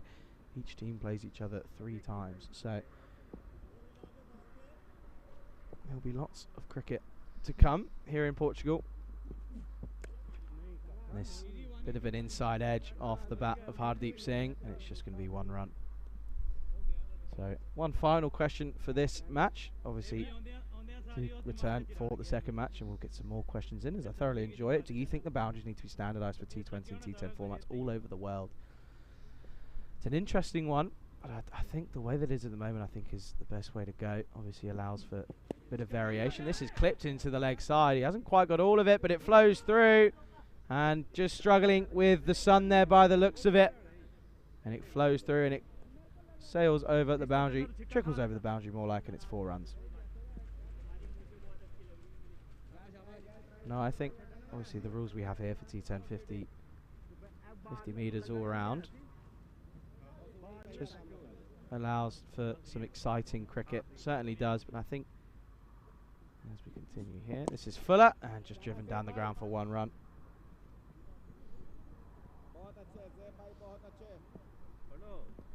I think standardising and sort of having a general length all around the globe would make things a little bit harder for international cricket. Obviously, some countries not having certain standards, or sorry, shouldn't say standards, but not having certain facilities.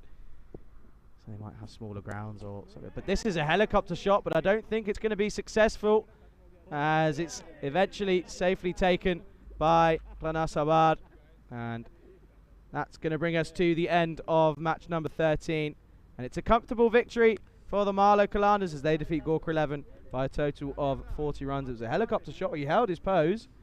You might have thought that this was going to go all the way. It's a very, very pretty looking shot. This one falls safely in the hands, and it's another wicket. So 2 wickets for Mohammad Adnan. He finishes with 2 for 16 off of his 2 overs. And the Gorka 11, they fall short by 40 runs. And it allows us to take a look at the highlights of the second innings of match number 13. And it all started in a pretty negative manner for the Gorka 11, with Suman Gimidi going off the first delivery, playing this into the leg side. He got this one all wrong, and he had to go early, and it was a real tough ask.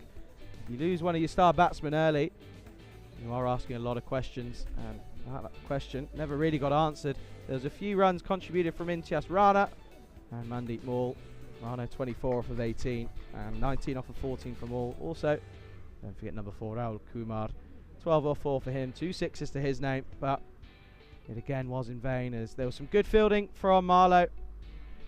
They held pretty much all of their catches, as there were some deliveries that sailed over, but it wasn't enough, as Gorka ended up on 83 for 6 off of their 10 overs.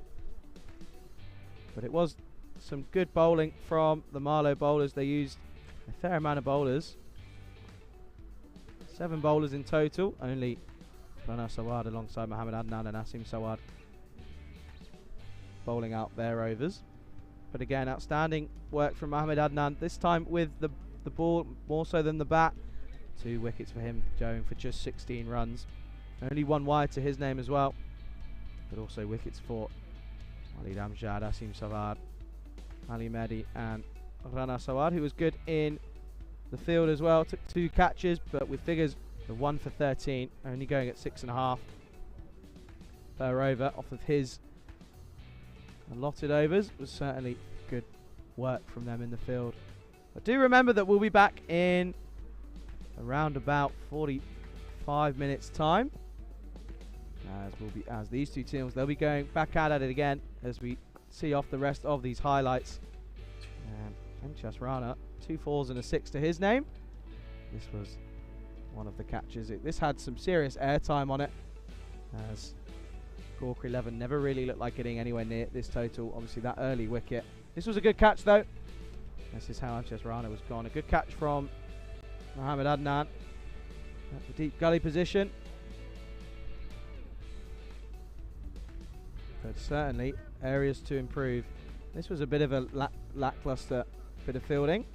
Ended up costing him 4 runs, and Mohammad Adnan will be a little bit furious as that ended up going against his figures. But this was the final ball, a helicopter shot, but it wasn't to be, as it was eventually taken safely by Rana Sawar. So at the end of match number 13, Marlow Colanders with a comfortable victory, beating Gorka 11 by 40 runs. But do remember, we'll be back in around 45 minutes time for the return fixture, and you're watching the FanCode European Cricket T10 here with myself, Charlie Hunt, on the European Cricket Network.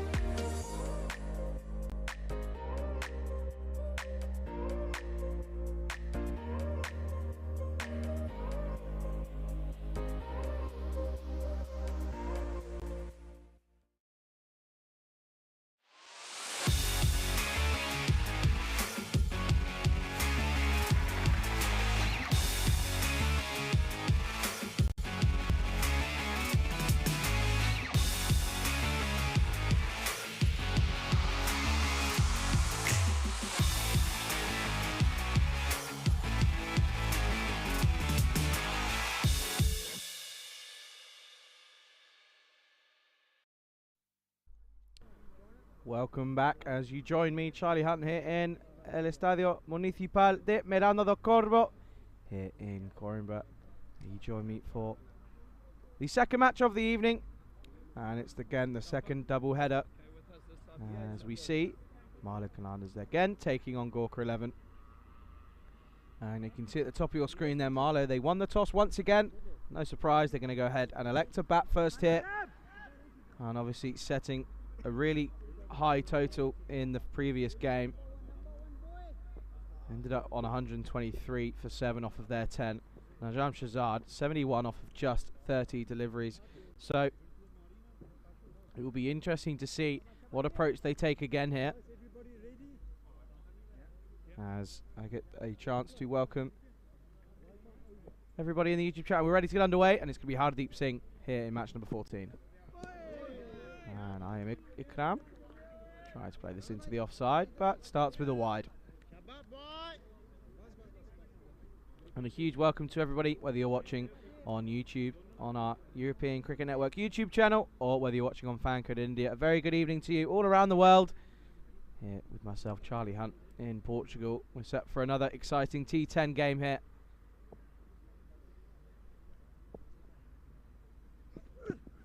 And again, another swipe, but again, it's another wide. So Hardeep Singh yet to get anything really in the line of play. So yet to get a legal delivery underway here. Avinash Pai, the Gibraltar skipper, jumps into the chat. Says, hey Charlie, good to hear you on comms again. Hope you're well, Avinash. I know you had a pretty good time of it with the bat personally in Belgium. Resting up. I hope you're well. Glad to see you join us here. This time, back straight on the money. So only took 3 deliveries to get in on the action. This time, top of just missing the top of off, and it's a dot ball. And you can see, just on the bottom of the right hand of your screen, just there, was Suman Gimidi just hinting that that sun slowly getting to a bit of an uncomfortable position now as it slowly starts to set. I'm sure in the second innings we'll see the lights on. This is Fuller again, but a good carry through to the wicket keeper Rushan Singh.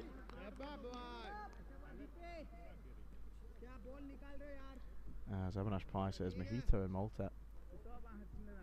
Good alliteration from you, Avinash. That's a good two legal deliveries after bowling 2 wides early on here from Hardeep Singh. Oh, this again, right on the money, straight to man at cover, and they come through for the first runs off the bat, and I made it come off the mark. Kitty Hunley making her thoughts known, saying, let's go Gorka. So a win here for the Gorka 11 would really shake things up in the standings. Marlow have now gone to 8 points in the table now after that victory. Oh, this is well kept out, I should say, from Mohammad Adnan. Does well to dig this out. It's a good delivery from Hardeep Singh.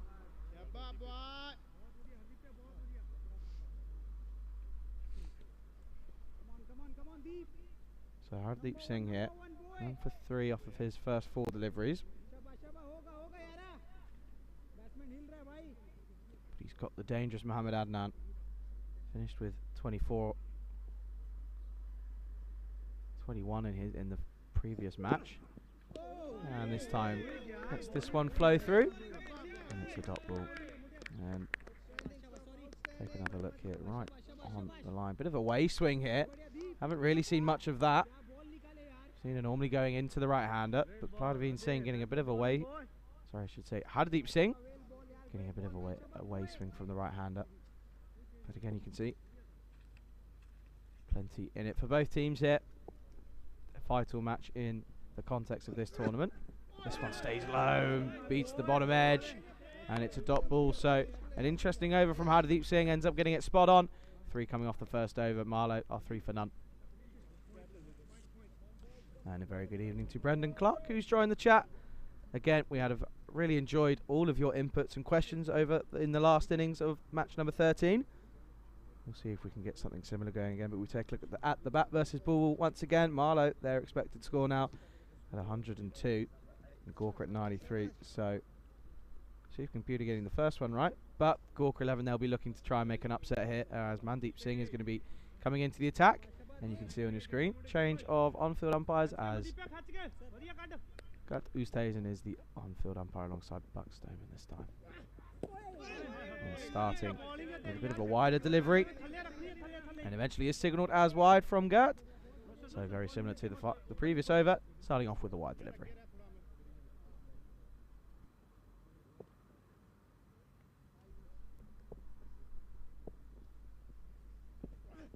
This time on the money, and it's an outside edge. There's a man under it, and he almost took a bit of a jump there, almost a leap of faith. And it turns out to not be the right idea as he puts this one down, and Ikram gets an early life. You can see there, just took a bit of a leap, got his body in all sorts of a tangle, twisting and turning, trying to get in the right position, got it all wrong. It's a drop, and it's an early drop here for Gorka. And this one off the top of the bat could be close here, taken on Gimidi. And well, if there's any man that you don't really want to take on, it's that man, the Duracell Bunny. This would have been very close if there was a direct hit.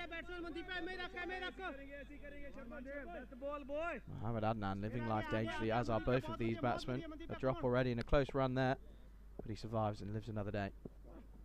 And this is up again, this time, man under it. Will take it, so the drop off Ikram doesn't cost too much. Only cost the 1 run. And the first wicket falls, and Marlow are 6 for 1. Good catch from the man there. I think that was...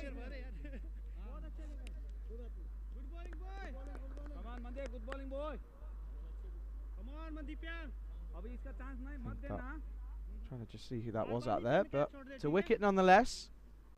And it's a good start for Mandeep Singh getting a breakthrough here. Obviously had a good time with it, 2 for 18 off of his 2 overs in the previous match.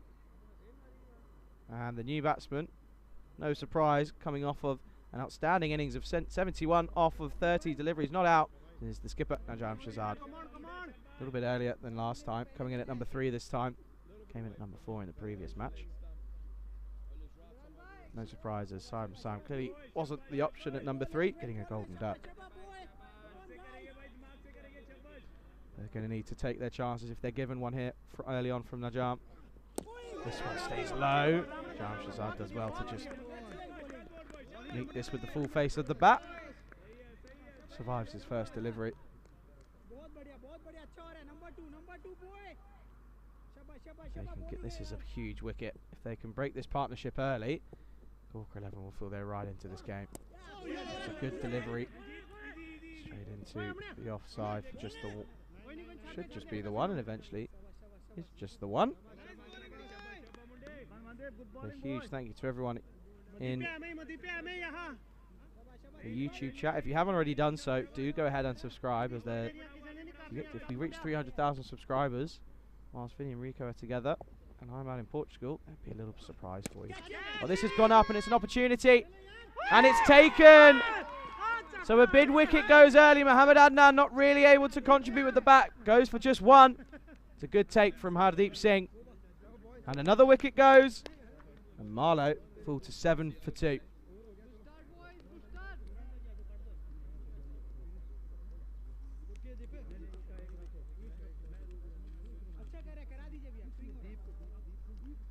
So this time, well, in the previous game, they were 10 for 2. Losing that second a little bit earlier hit, 7 for 2 hit, and at the end of 2, the second over, Gorka 11, well, their tails are up. They've got 2 big wickets. Ikram along with Adnan back in the shed as the new batsman is making his way out. And interesting, they're going to hold Hardeep Singh back here. And we're going to see Mandeep Mal. Good contribution with the bat in the previous game. Obviously wasn't enough. 19 off 14.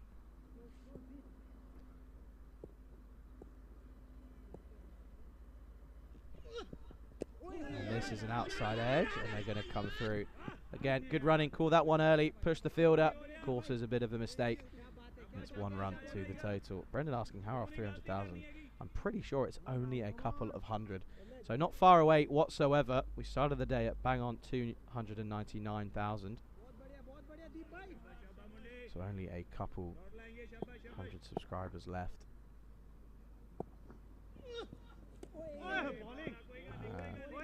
Sam gets it a bit of a sighter. Gifted a wide ball early on here. If you haven't, don't forget to hit the like button. Certainly do if you are enjoying the broadcast here on the European Cricket Network.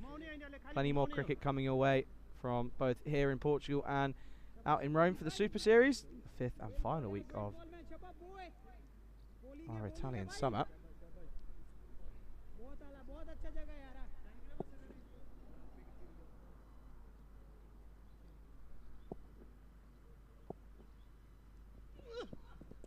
That's another wide, and not even the keeper Rushan Singh able to get to prevent this one from flowing through. And it brings Shazad back on strike.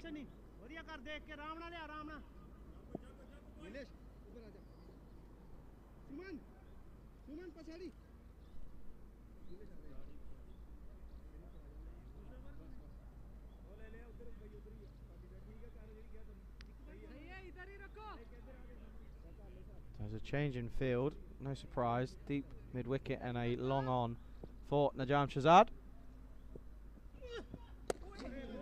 And this is just played along the ground to the leg side for 1 run. Shazad moves on to 3 now. Sami's yet to face a legal delivery.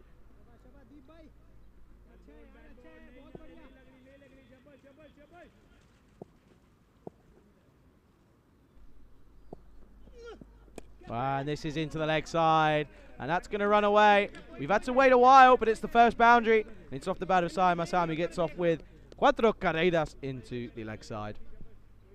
A little bit too full from Mandeep Maul. And players of this calibre, pretty comfortable off the legs.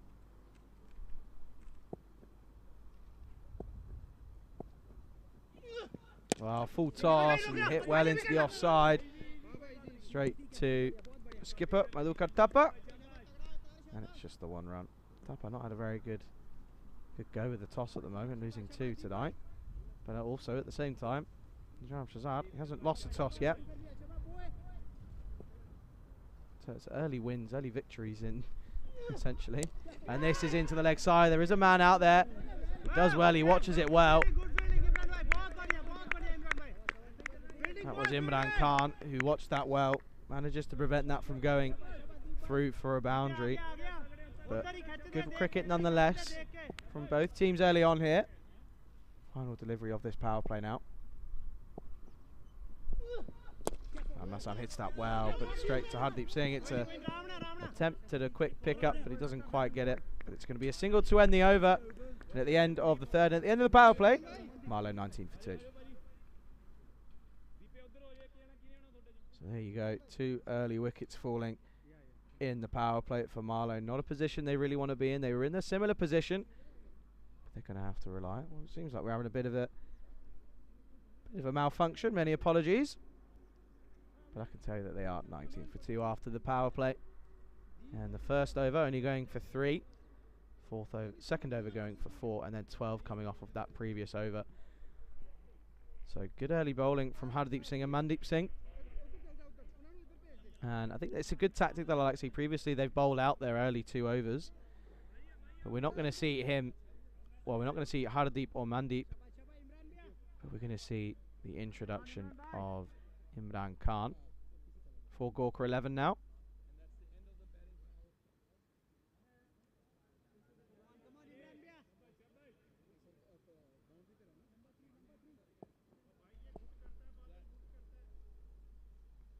And it is Imran Khan into the attack now for Gorka. Starts with a good delivery. Good line and length. Corridor of uncertainty, as I like to put it.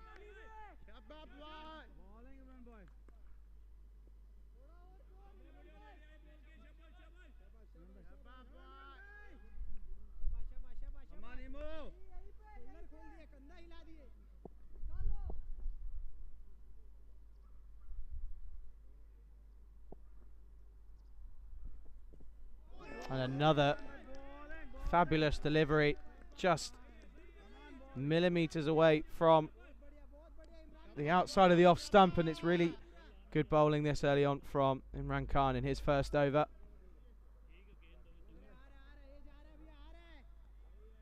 And this is good signs from Gorka here.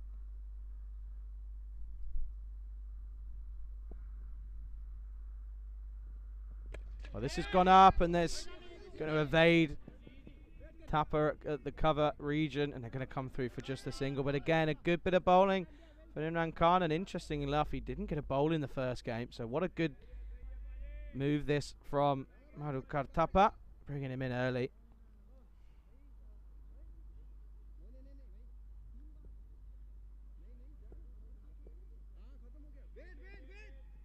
And there's a wait, as that's going to be a dead ball, as there was a fielder just out of place, and in a game like this with only 60 deliveries in an innings, every delivery and every ball counts. And this is just going to be chipped into the offside, and Rana comes around and keeps it to just a single, so good fielding from Rana.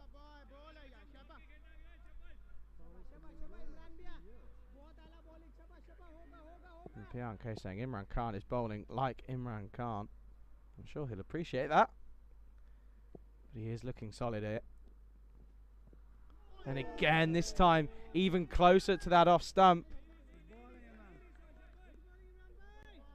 This one only missing by what can be only described as a whisker away. Interesting to see that Imran Khan not used in that first game earlier this evening.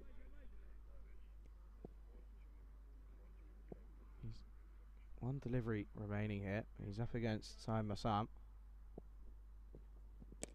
And this is into the leg side. It's not going to go all the way. He's barely going to get outside the 30-yard circle. And it's going to come through for a single. So a good tidy over. Only 3 runs coming off it, and a good first over out of the power plate for Gorka. And after 4 overs, Marlow 22 for 2, 2s all round. And well, there you go. Take a look at what's coming up for you tomorrow. As there's going to be 5 matches from Italy, and obviously for those that aren't aware, we had a huge upsetting incident throughout the night. Cricket Stars, they ended up, they had their van was burgled overnight, and they lost all their kit. So there was a huge disruption to the schedule this morning, but again, the team out in Italy did an absolutely outstanding job of working their way around it, so a huge shout out to all of them in Rome at the moment as we get back underway here in the 5th. It's a good start from Mandeep Maul, who's going to bowl out here. Only 12 coming off of his first over. He'll take anything less than 12 in this one, restricting Marlow early here, but they have got a dangerous man at the non-strikers end. Najam Shahzad, who can really go big in only a matter of deliveries. And this one outside the offside. And Bianca just asking about the incident. I don't know exactly.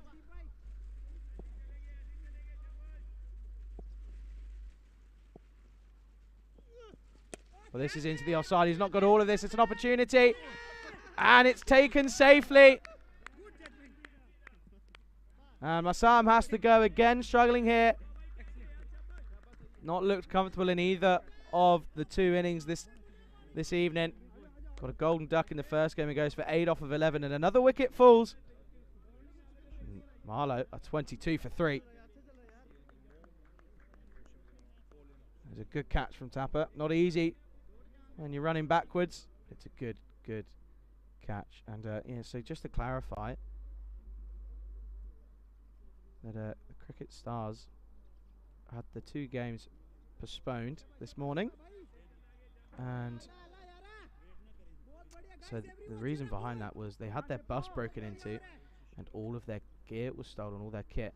So they're going to be played as 5 matches from tomorrow and the day after that as well. So they will still get their games in, but again, a huge upset And something that you don't like to hear about anywhere around the world, as the new batsman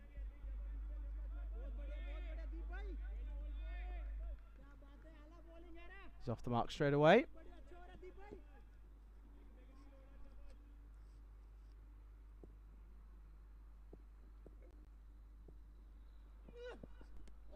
It's a good delivery from Mandeep Maul.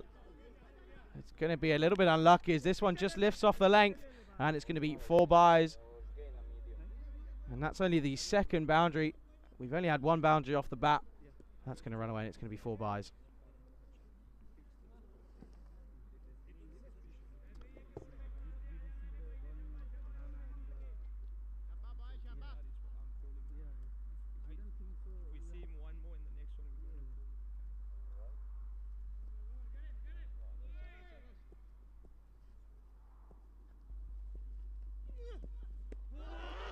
There's an appeal, and I think we're going to go upstairs, and we are, and this looks interesting. Gorka 11, they're confident that they've got their man, and this is going to go upstairs, and this could be a big turning point in this match. We take a look here. He's deep in his crease, steps away. Oh, it could be close. Well, if we're going off that one, well, this is going to be a tough one for the third official, but my instinct there is that might be gone. This is a huge moment in this game. It's a great bit of work. No matter what from Rushan Singh, we await the on-field decision. For me, that looks like it's gone. And it is, he's gone. That's outstanding work from Rushan Singh to get the absolute tank of a batsman. Najam Shahzad has to go. And Gorka 11 right in this game. And another wicket falls, and Marlow are 27 for 4.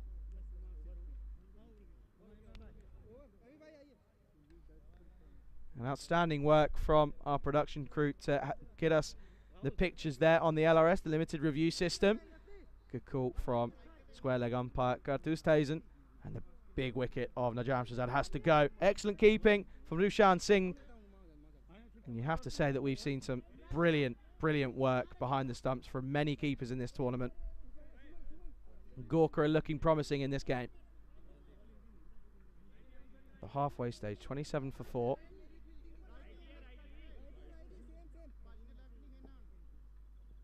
The new batsman, Asim Sawar, left-handed. Asim Sawar joins Rana Sawar, not related. Keanu saying Marlow and Corker have become an ECN derby. Well, pure entertainment. And we're going to see Imran Khan continue here. Only 3 off of his first over. Advances down, and this is in the air. Oh, it's been put down. It was a simple catch, and the skipper puts this one down.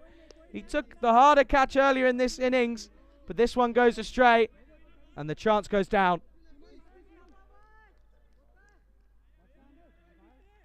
It was a simple catch, and it just simply dropped out of the hands. And Tapper, he's furious with himself.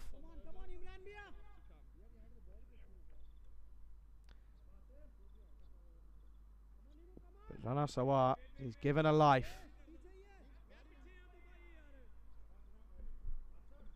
And Arup Das just asking Gibbons basket. No, their cricket gear was stolen out of the back of their bus, which is why there was a delay. This is up in the air.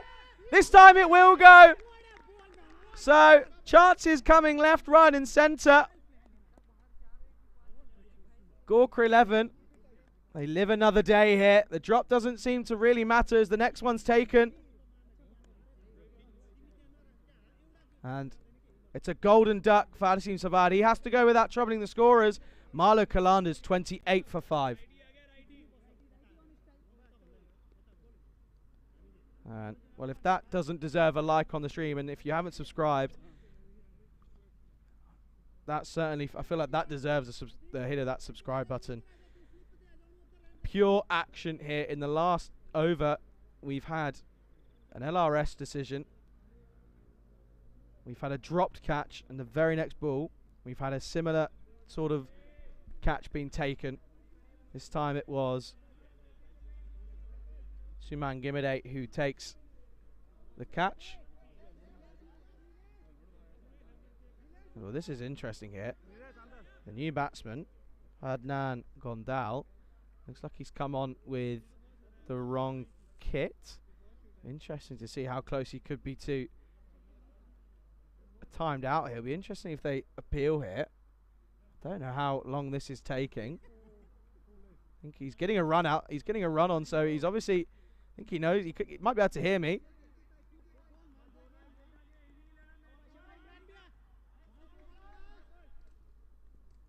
I think that he's in just in time. So Adnan Gondal isn't timed out.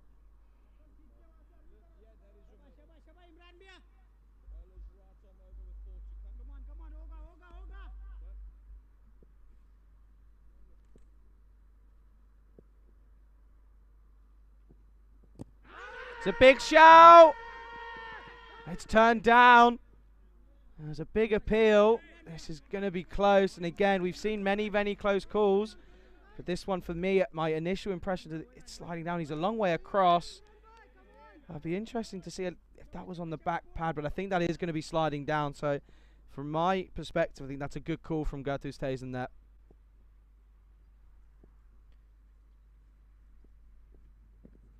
Big swing from Rana Savar.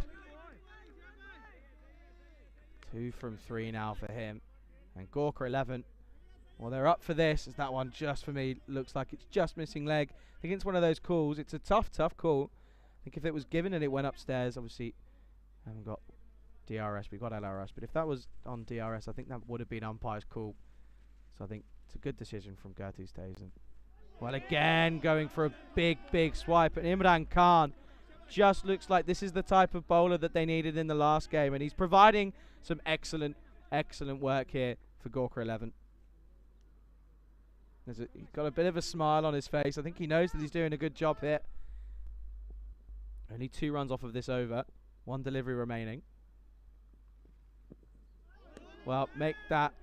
They're going to come through, and that's sloppy from Rishan Singh. He goes from a moment of brilliance just a few overs ago to a lapse in concentration, and they come through for the bye. So 3 runs off of that over, and at the end of the 6th, Marlow are 30 for 5.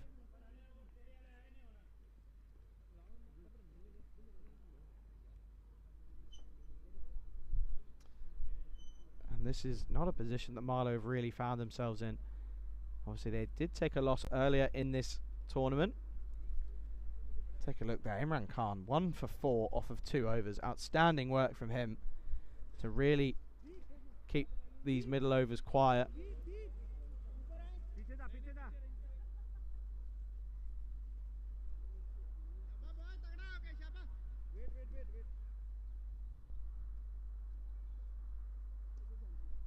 And we're going to see continuation of pace here. It's going to be Hardeep Singh to bowl his second over here. He opened up, bowled pretty well.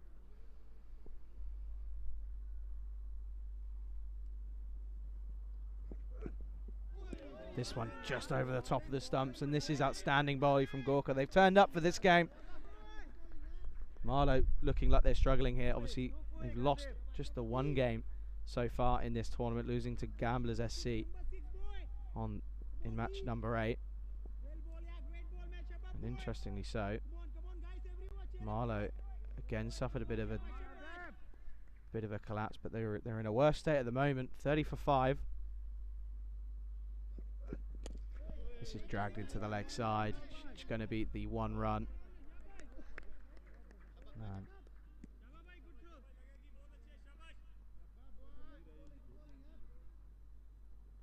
Hardeep Singh only going for the 2 runs off of his, so correction, the 3 runs off of his first over. And then gone down now on strike. Oh, this lifts everywhere. And Rishan Singh can't make his mind up. He goes, excellent bit of keeping to get them stumping of Najam Shahzad, and then a bit of a lapse in concentration. This one lifts off a length, and he just plucks this out of thin air. Prevents what would have been a certain 4 runs.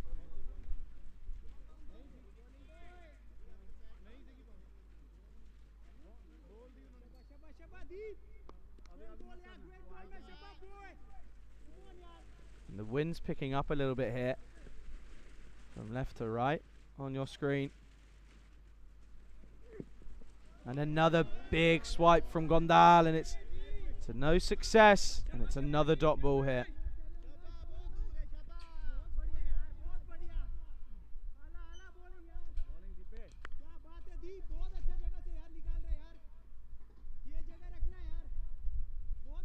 And what a difference we are seeing here from Gorka 11. And this time, doesn't even go for the big swipe, just wants to get bad on ball. Can't even do so.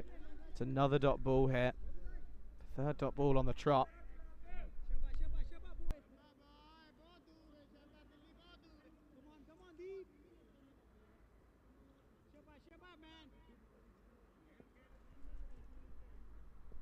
Excellent display of bowling so far from Hardeep Singh. And again, this time going for a bigger swipe. Gets nothing on this. There's an appeal here. Gadu stays and just turns it down. You see here, was he close? He gets back just, only just though. His foot was on the line. But that dot ball brings us to the end of the 7th. Marlow struggling, 31 for 5. Hardeep Singh, 1 run off of that over. And the action doesn't stop. Obviously, we've got 5 games from Italy tomorrow. And then matches 15 and 16 here in Portugal. We'll have the Lisbon Capitals. They make their return to the tournament. They've had a few days off. They'll be taking off GSC, Gamblers SC, who are currently sitting top at the table at the moment.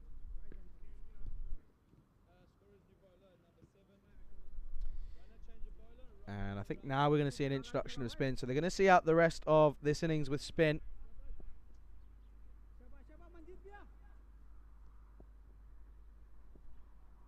And it's Manjeet Singh. This comes off a few. This makes a few noises. Gonna come through, and it's eventually just 1. Be interested what this is given as. And it is going to be 1 by.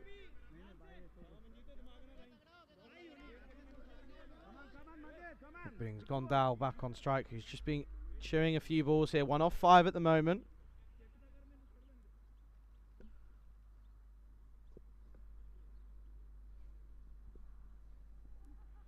This time into the leg side. There's a man out covering the deep square leg boundary. He does well.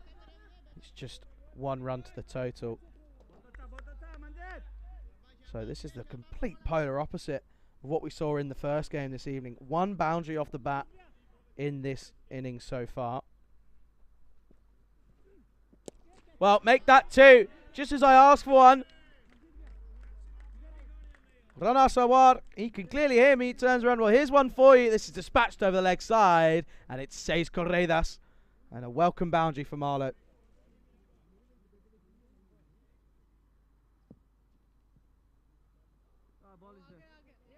Picks this one up cleanly, and again, just proving that the spinner Manjeet Singh, if it's in the right area, it's going to go.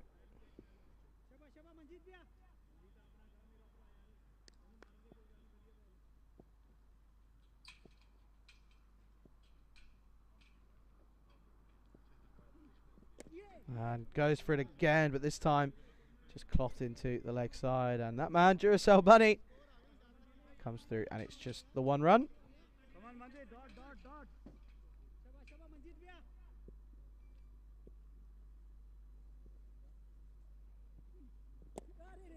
And this time, just out for 1 run. 2 long on. Let's have a lurkers call out now. I think it's a good time.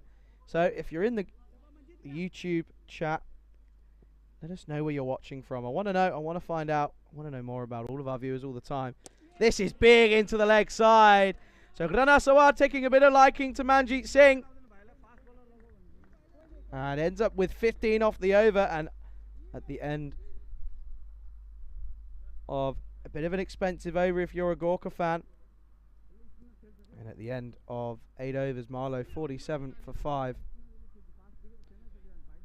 There's a bit of a faint line there on the worm. Barely visible, but it's there. Just taking a bit of a liking to Manjeet Singh there.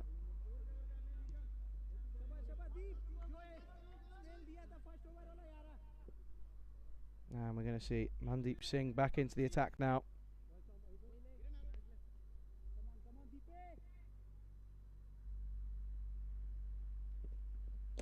Into the leg side again, clothed. Gondal struggling to find the middle here. And this is just going to be one run. But he gets the dangerous run Asawa into the firing line now.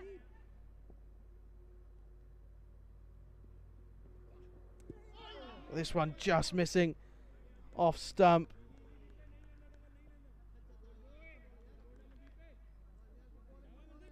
And a bit of news as Cambodia, Uzbekistan and the Ivory Coast have all been awarded ICC Associate Membership. This is an outside edge. This is going to run away. It's going to be another boundary. So, just like London buses, you don't get one for very long. And then when you get one, they all come. And it's another boundary.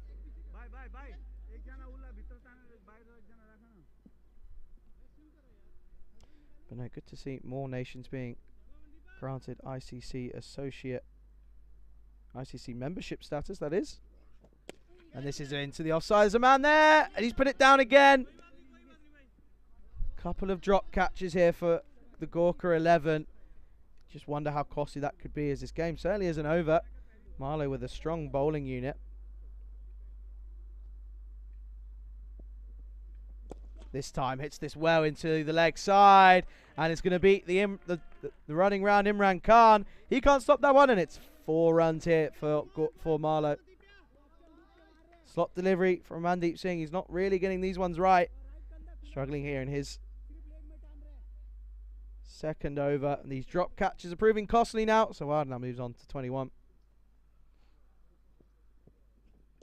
And again, this time into the leg side, they'll take one. And it keeps him on strike for the final over. So after 9, it all happens here. Drop catches, boundaries being hit. After 9 overs, Marlow 59 for 5.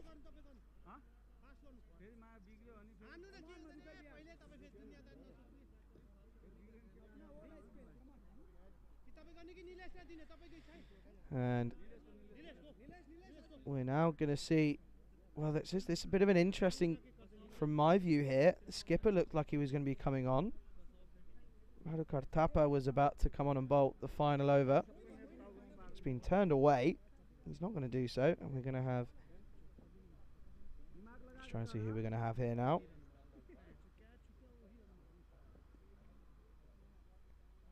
It's going to be, I'm going to shoot a Shirwanshi now. And Alter Ego's calling it. He's saying all those drops giving Marlow just a glimmer of hope. And I have to agree. Well, the lights are about to be switched on. The main man here, Barry, turns around, and we're coming into the final over here. That's a good start and a good bit of work from Rushan Singh.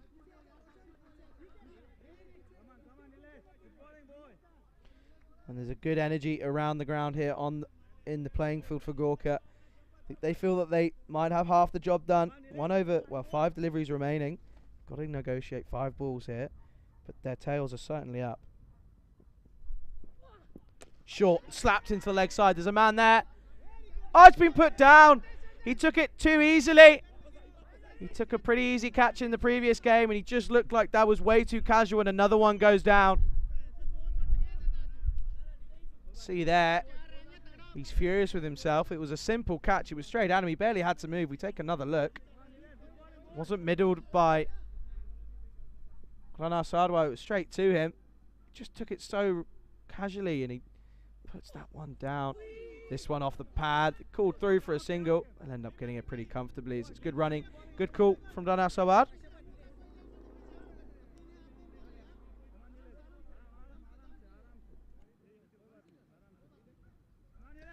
It's all happening here on the European Cricket Network. 3 deliveries remaining. It's a slower ball, and it's a well-executed slower ball from Shirawanshi. And Hardeep Singh collects this, and it's through for just the 1 run. So they went minus. Gondal on strike, 9 off 11.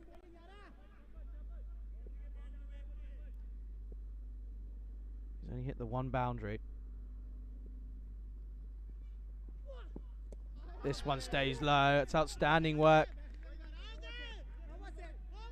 from Rushan Singh. He's confident in this one. I think he should be as well, because that looks like it should be given, really.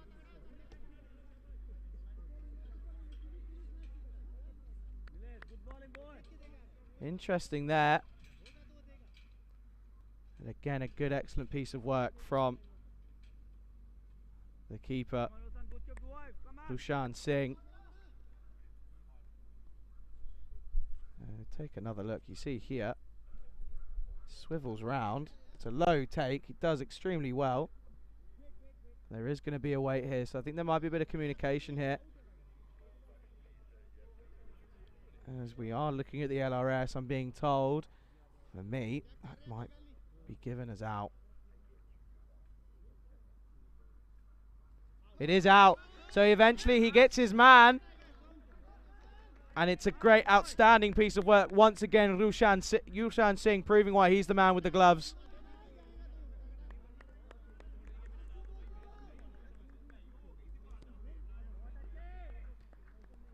Good work again from the LRS.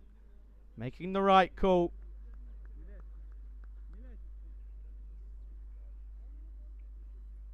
And Adnan Gondal has to go. But outstanding work. Standing up to the pace of Nilesh Shirwanshi. Now Rushan Singh gets another dismissal.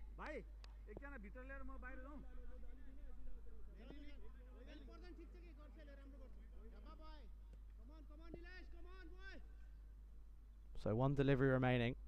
New batsman on strike. It's again, outstanding piece of work. And we are going to go upstairs again to take a look at this one. So an eventful end to the innings here as we take a look here. Not as confident. He does take a big step. Flows through. He's still in. Still in for me. It's up. It's back down. So I think he's okay. So he'll survive. It's a dot ball nonetheless. And at the end of their 10 overs, Marlow under par, 62 for 6. So again, outstanding comeback from Gorkha 11, being defeated by 40 runs. 40 runs in the first game. And to be able to come back like this and to get Marlow Qalandars to really tug them back to 62 for 6 off of their 10 is outstanding work. We take a look at the highlights. No one really getting going for the Qalandars. Only one man getting into double figures, and that was Rana Sawar. 24 off of 17 for him. And there were a good few catches taken early on, but just as we went through towards the latter stages of this innings, there were a few drop catches that ended up costing him a few extra runs. But again, only 5 boundaries being hit in the innings in the 10 overs from Marlow. And there was a bit of luck early on for Najam, but it took an outstanding bit of work from Rushan Singh. And that was it there. He knew pretty instantly that that was gone. We had to go upstairs. It was a tight call. But Najam Shahzad had to go, and it was only due to an outstanding piece of work. But that was a catch. But what you won't know is that before that, in the same delivery, there was a catch being put down in a pretty similar position. There was an early call there. He was flying through, but it was given as not out. He didn't really need to take a look either. And then there was a few late bombs from Rana Sawa into the team. 24 of 17, 1 4 and 2 6s for him. As there's a slight glimmer of hope as they ended up setting a below par score here. But thinking of the bowlers, everyone bowled extremely well. Manjeet Singh going for 15 in his over, the most expensive. But Imran Khan 1 for 5 off of his 2 overs, along with Hardeep Singh none for 4. Outstanding bit of work, and also Nilesh Shirwanshi going for 1 for 2 off of his final over. Great death bowling, but it was only because of great work again from Rushan Singh, who was able to eventually get the stumping. And that was the end of that. 62 for 6 after their 10. They've set 63 to win for Gorkha 11. And don't go anywhere. We'll be back in around 6 minutes or so And you're watching match number 14 of the FanCode European Cricket T10 with myself, Charlie Hunt, here on the European Cricket Network.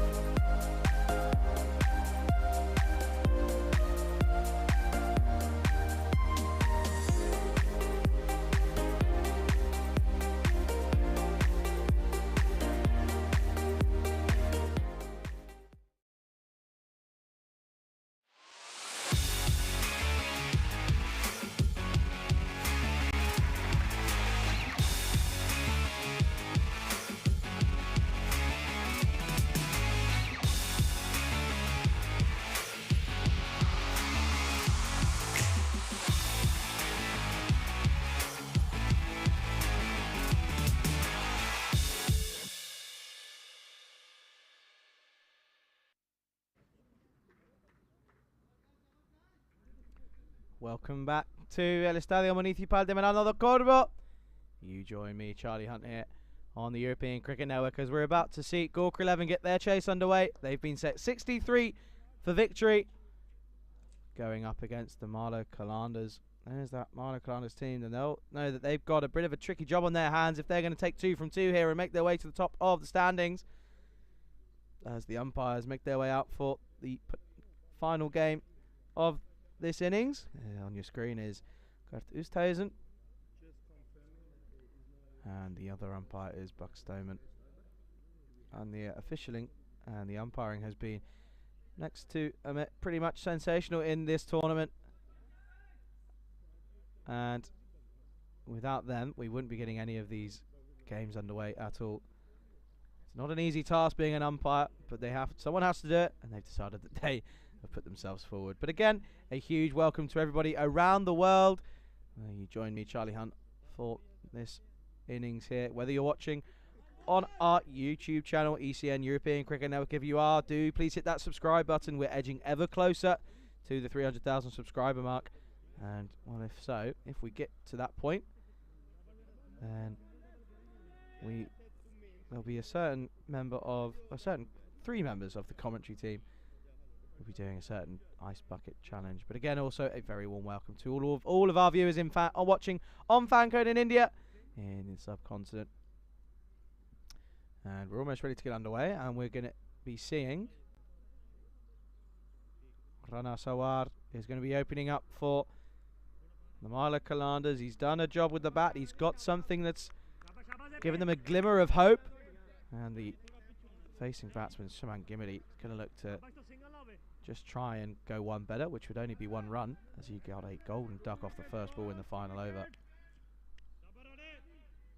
We're ready to get underway here for the second innings of match number 14. And Suman Gimidi already going 1 better than last time. Let's this one flow through. That survives the first ball. And a welcome to Panda. What up? Hello, Panda. How are you? Hope you're well. We'll be seeing you back on our screens in only a couple of days, as the Coimbra Knights they'll be making their way back onto your screens soon. This is again left to flow through to the keeper, and the keeper is Shahan Malik for the Marlow Calanders. There you go, Panda. All good, mate. See you Thursday. See you Thursday, Panda. He'll be making his way back in 2 days' time. I know Panda got many fans. Many people will be hoping that he can get some runs on the board for Coimbra. Still yet to get a run in this innings. Wow, what a way to start. This is going to fly through, and Suman Gimidi gets underway with a boundary, and it's 4 runs through the covers. 2 full, it's a full toss, and that's certainly going to boost Gimidi's confidence, as he's off the mark straight now with 4 runs, as it beats through the man at cover for 4 runs. So Rana Sawa needs a comeback here. Down the leg side, not the comeback that he would have wanted. Gonna have to bowl that one again. It's given a wide ball. So interesting, Suman Gimidi here. Just doesn't look as if he's as comfortable as he has been in this tournament. Obviously started off well, getting a unbeaten half century to his name. Just hasn't looked the same Gimidi that we saw in that match. He's got a good opportunity here. He hasn't got to go quick. He's only got to go at just above a runner ball here. This one. Doing him all up, really. Not getting the feet in the right place. Might just be in his own head a little bit. It's a dot ball, and again, this is a better comeback from Sawar.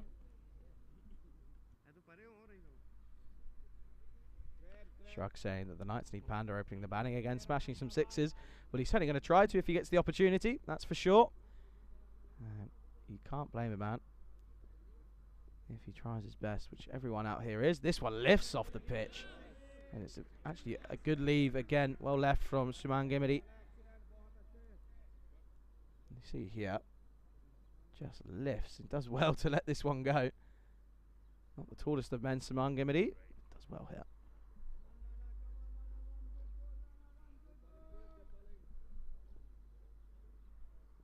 One delivery remaining in the first over. It's full and lofted, and they're going to come through for just the one. It's chipped. It's a bit of a 9-9, really.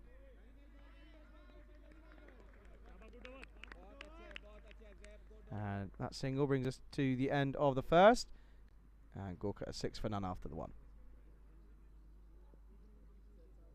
Well, there we go. We've reached double figures. Only been a couple of days since we had that golden ball hit between the Lisbon Capitals and Gorka 11. But we've now gone 10 matches already. So hopefully we won't have to wait too much longer. Again, could say they're like London buses. Once you get one, you get the rest of them as well. But we're going to see Najam Shazad opening for the second over here for Marlow. This is cut away, and it's eventually well stopped by the man at point, Gertus Hazen, almost in the way. Does well. It's well fielded, and it's just going to be the one run. Interesting here what tactics will be on display from Marlow. Only a low total. Only need to go at 6.3 and over, just over a run and over.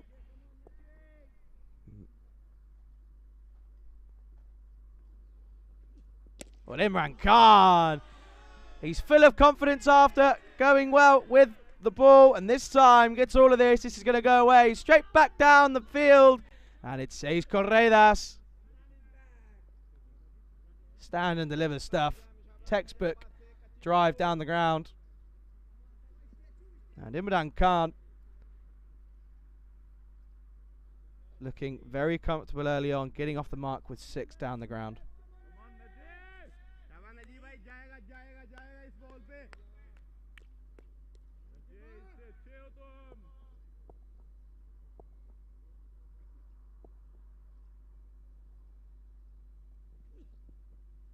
And the 6 down the ground pushes Najam Shazad off of his line and length, and this gets this one all wrong. And it's a wide outside the off stump. Kitty saying she's a big fan of Panda, all the way from the US. There you go, Panda, you're going global. And it is good to see the global reach of the European Cricket Network, growing the game in all corners of the world. An absolute pleasure to be a part of this project over the last, I think it's been 4 months now. I think so. This one stays low, and Khan does well to keep this from sneaking through.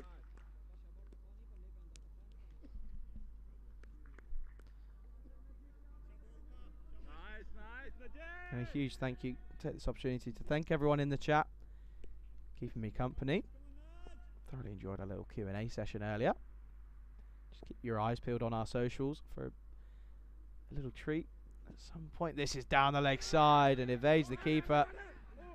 And they come through for the run as well. Much to the applause of the watching Gorka 11 players.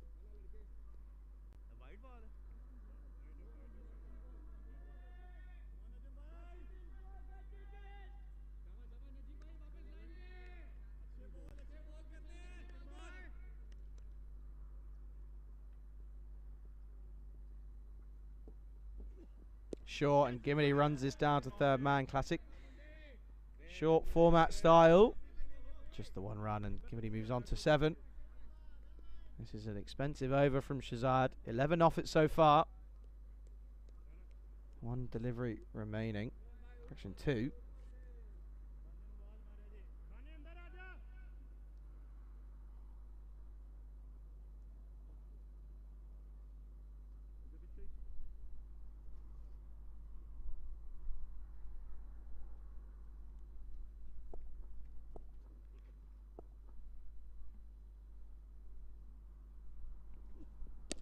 This is back of a length and met with the full face of the bat, and respected back to Najam Shazad.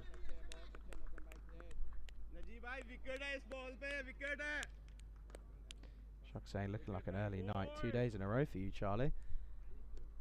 Well, actually last night wasn't really, as they ended up batting out almost all of the overs, so it wasn't an early finish really. This one you never know.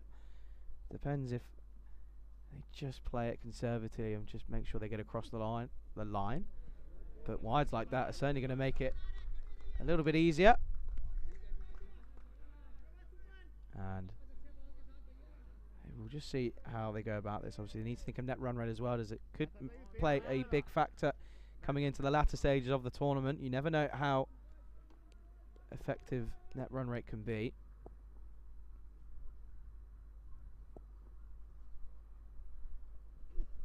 And this is hit hard, and it splits the field, and it runs away. And Imran Khan looking comfortable at the crease.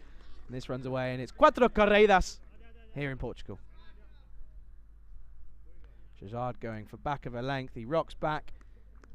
Back foot punch really through the covers, and it runs away towards the boundary. We take a look at the standings at the moment. So there you go, Marlow level on points at the moment with Gamblers.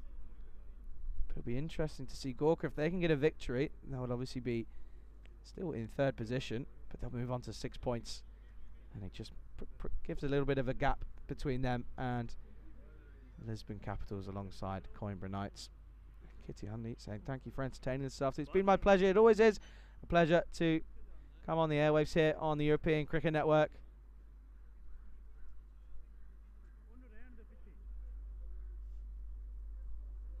And it's always a pleasure to follow European cricket here.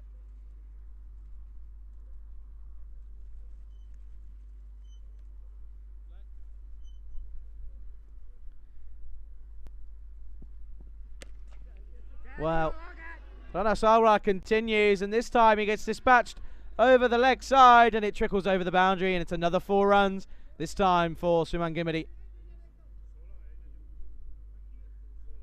Sits up really early on this one in front of square, runs towards the vacant deep mid wicket region, and it runs away for 4 runs.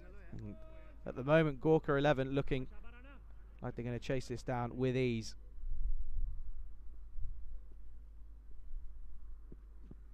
Fuller just pushed into the leg side, and he comes through. And well, Gimadi, one of the fastest men I've ever seen in between those 2 wickets.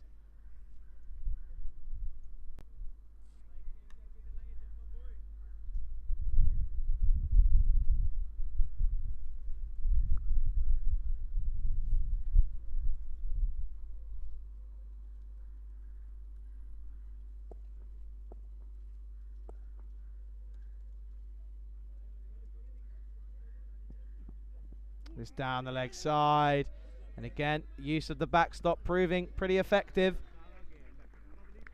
and it comes off the pad, so it won't be wide, but it'll just be the 1 leg by. So now Gorka only need 35 for victory here, unless we see something magical if you're a Marlow Calanders fan, and this game is pretty much on its way towards its closing stages already. And this is a good delivery, good comeback from Rana Sarwa on a good line and length. Asking a bit of a question, just asking the question.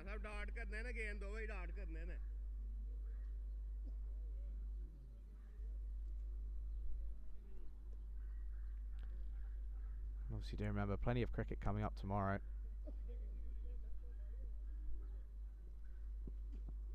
This into the leg side, Gimadi might get through it, doesn't it? It's good work from Syed Masam, but they end up coming back comfortably for the second. So good running out in the middle, good intent from Gorka. Even with this low total, they know they need to get these runs as quickly as possible for their net run rate to take after taking a bit of a hit in the first game this evening.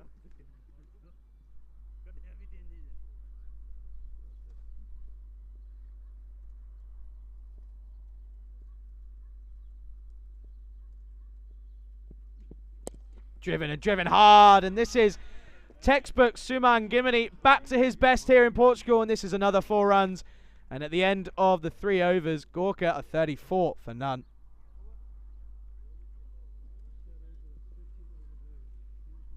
Well, there we go. Graphics up and running once again, and you can see already ahead of the run rate, only requiring a mere 4.14 and over. 29 needed off of 42 deliveries. We're now going to see the introduction of Syed Masam into the attack. And this is why I was very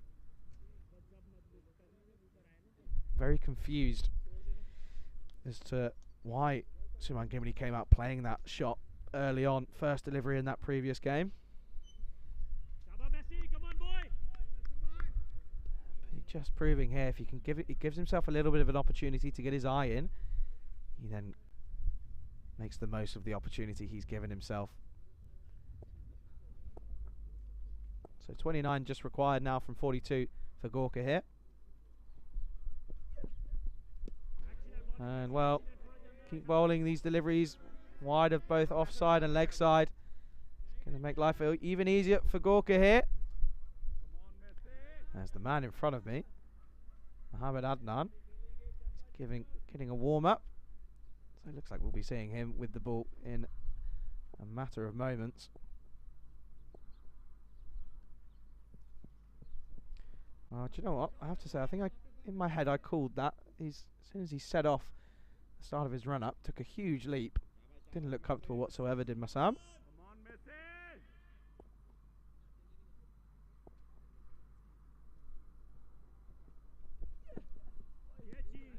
Good delivery from Saeed Massam, flowing through to the keeper, Imran Khan, unable to get anything on this.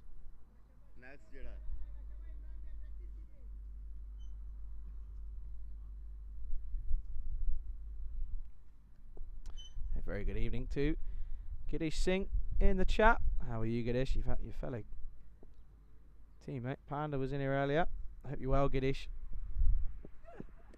Well, this one could be in a bit of an uncomfortable area. I think he's okay. And there's a bit of a rub of the thigh area, which is good to see that he's okay.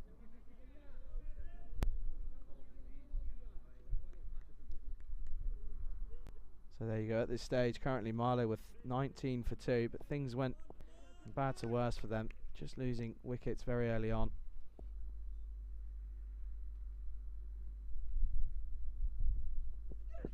This has gone high. He'll take some catching. I don't think he's going to get there. It's going to fall short. So when things go your way, there's not much stopping it. And it's just a single towards the total. There's that man, Adnan, unable to get round. Yeah, just losing wickets too early at one stage. 30 for 5 were Marlow.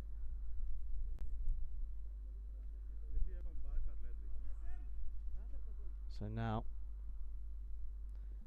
only needing 27 for victory here.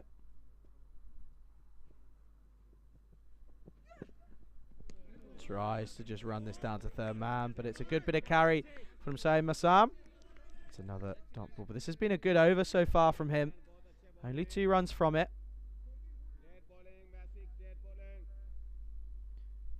2 runs from it with 2 deliveries remaining.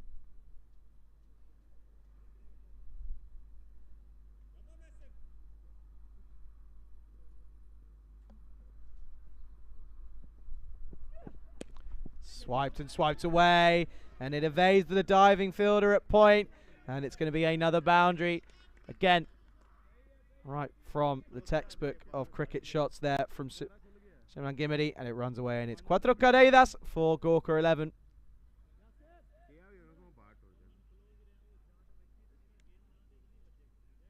This is the Gimli that we have come to expect here on the European Cricket Network.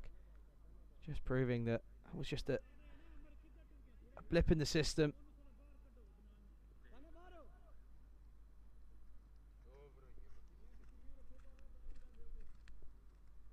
Now only needing 23 runs. And Gimli looking for the big shot. Doesn't come off. So a mixed over, only 6 from it at the end of the 4th. Gorka 11, 40 for none.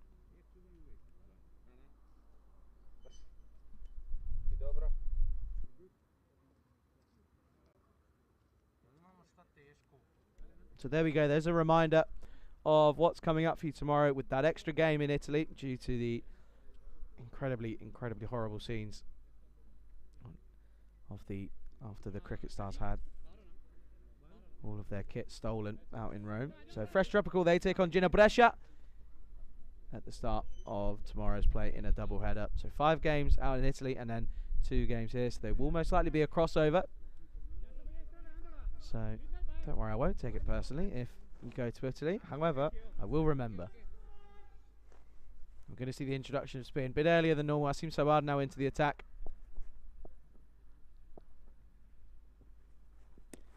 And Imran Khan pushes this and times this well off the bat. Just a single into the leg side. So 22 now required. Be interesting to see if they want to try and take this on and try and finish this over. Maybe just get it down so they can get it in the next over following. Interesting. That extra breeze mixing it a little bit chilly. Only because it's been so hot throughout the day. It's obviously not cold at all. And no surprise, Gimli is looking to go for this and wants to try and finish this as soon as possible. It's a good delivery from Sabad.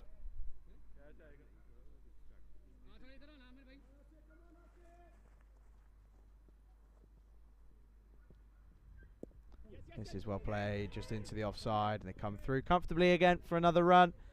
It's now just 21 required, and you see they're already almost double at what Marlow were at this stage. With also 2 wickets in hand.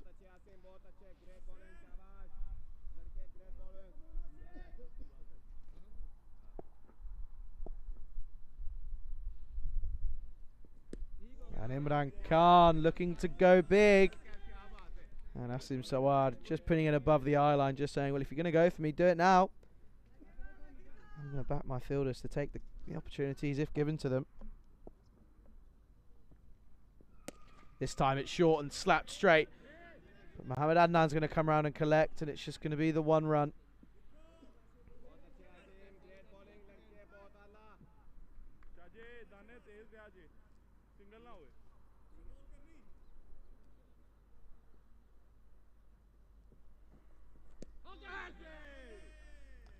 There's a bit of a half of an appeal, but gets turned down and then gets signalled a wide outside the offside. You take another look here.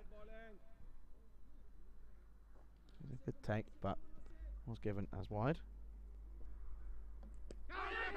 Well, this time he is given.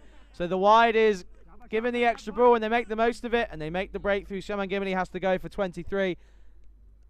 And this was a big nick. And Shahan Malik gets to hold on to this one, and it's a wicket that goes, but it's almost hardly celebrated. And at the end of the 5th, at the halfway stage, Gorka 11:44 for 1. Take this opportunity to say a huge thank you once again to everyone around the ground.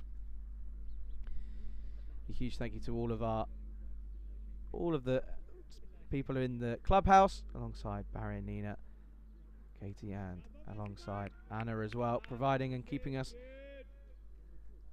fed and watered. And also, obviously, our blue crew, Maxi, Tyrone, Miguel, and Shub. They have been outstanding once again, helping everything run smoothly. And also, a huge thanks to the umpires today. Bucks alongside Gertus Tazen and Conrad Greenshields. And also to the production team. And this is just going to be into the leg side as Masim continues. But again, a huge thank you to production team. So Mislavian and Daniel, huge thank you to them. Without them, we wouldn't be seeing any of this exciting T10 cricket here in Portugal. So a huge thank you to them. Their work is greatly appreciated. Here before anyone setting up cameras and getting everything ready. And they're the last to leave as well. And this is well played. This is going to split the field. It's going to run down the hill. It's a good bit of work, and he does end up cutting that off and keeps it to just the 1. So good intent from Marlow here, even though they're fighting what is most likely going to be a losing battle. But they put 100% in to all the way to the end. But also, don't forget, most importantly, a huge thank you to everyone who's tuned in this evening. All of your input on the chat, obviously the Q&A session we had earlier. Much appreciated. Good bit of fun. And thank you for keeping me company.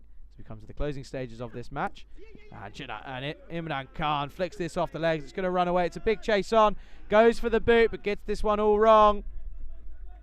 Yasir Sabir going for the boot. Doesn't quite get this one correct, and it runs away, and it's 4 runs. And Gorka only needing 13 for victory now. He did the hard work he got there. But he wasn't able to cut that one off. And Imran Khan. He's going to look to try and take his team into victory here. 13 just required now. 3 hits away.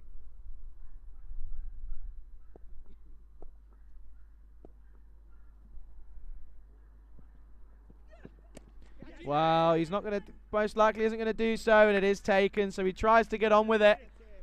But another wicket falls. Imran Khan goes 18 off of 14, and the second wicket falls. Gorka, 50 for 2. Good catch, pretty simple catch for Rana Sarwa. Straight to him, didn't really have to move, a couple steps back. Takes it cleanly, goes for the more Australian approach, but takes it nonetheless. And the new batsman is Al Kumar. He's again ended up getting 12 off of 4 in the previous game. The left-hander now into the attack, into the crease. He can do it in 3 balls if he wants to try to.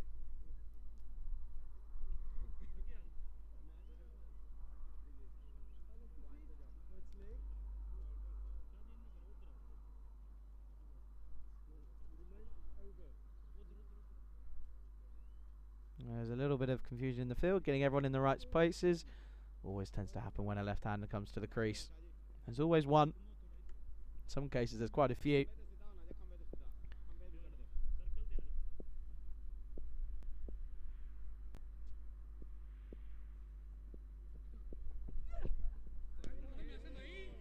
And Kumar lets this one through. And it's just a dot ball.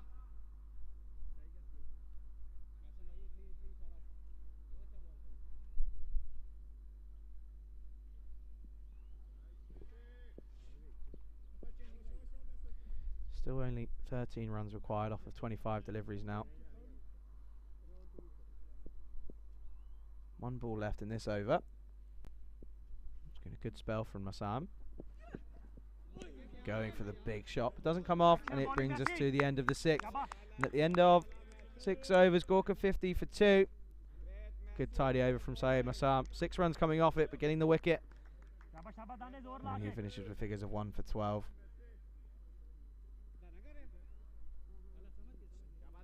Take a look at the stats for the bowlers at the moment. Ajam Shahzad only going for the 1 over, but 16 runs off it.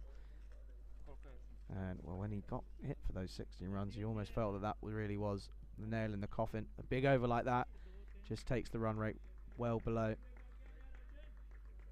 the runnable area. Then it just relaxes a few people in the Gorka 11 camp.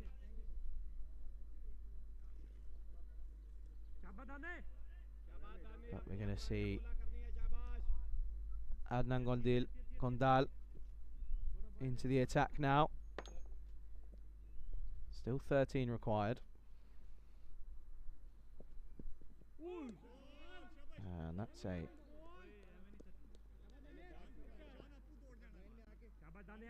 dot ball. Trying to get this on the drive through the covers.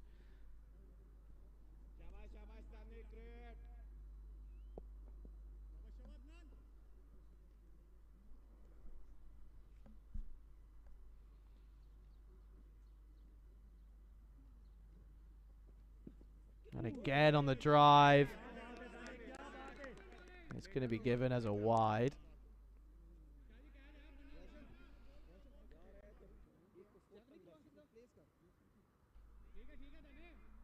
Take another look. This one, it's a tight call. A little bit harsh.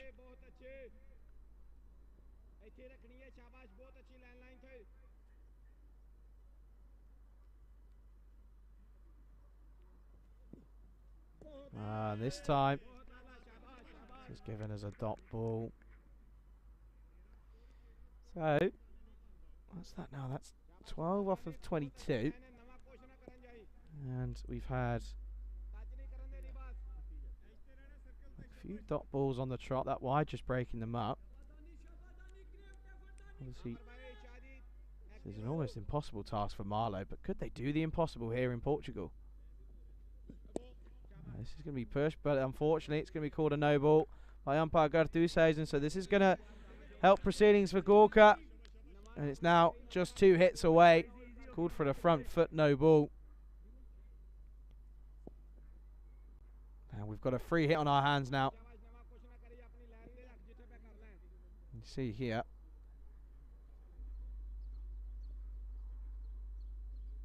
It's a good decision from the umpire. But a free hit on our hands now. Well, they appeal, but I don't think they realise that it's a free hit, so can't be given out. But I think if on a normal delivery that would have been given, as it certainly did sound like a bit of a nick as it flew through to the keeper.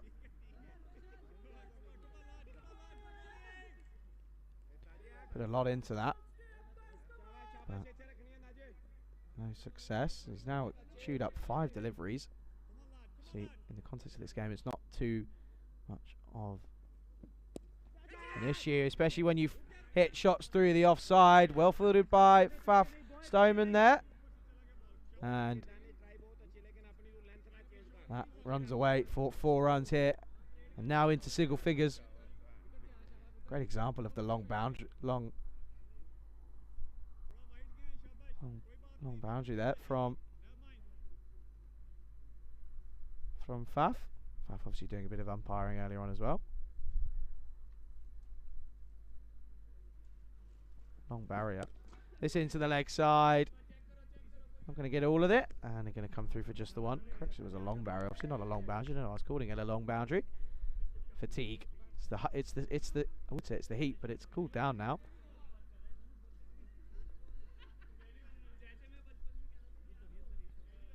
So Rahul Kumar. Well, he can do it in 1 hit. 6 required now. There's a lot of fielders on. And just as I say that, the fielders on the offside come in. And there's pretty much all but 1 fielders on the leg side or on the boundary. So 6 required here. Can do it in 1 hit.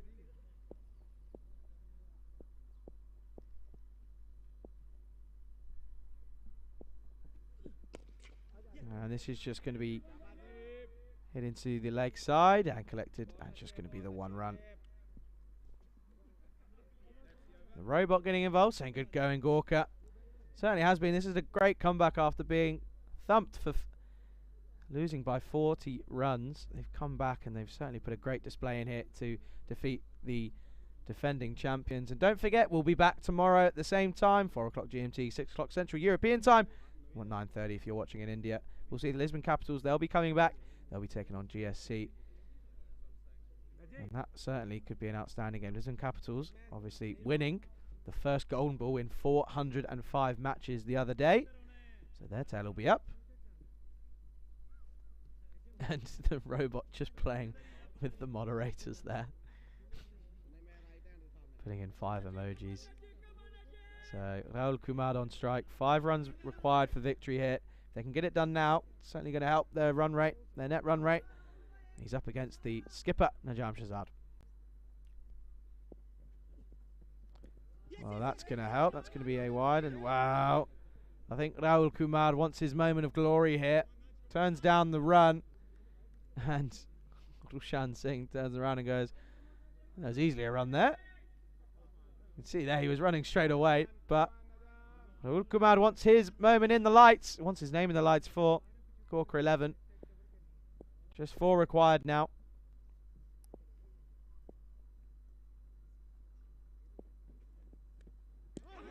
There's an appeal. And it's been given as a wide down the leg side. And there was a noise, but I think that's a good call from Bucks. It was certainly a gap. And it's reversed, and it is not going to be given as wide.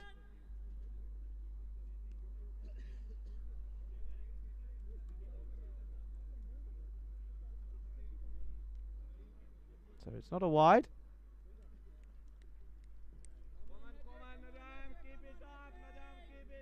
Interesting, as there was a noise, however, it looked to me as if there was a pretty big gap.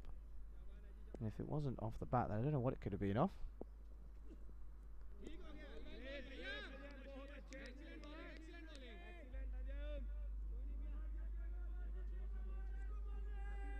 It's another dot ball there.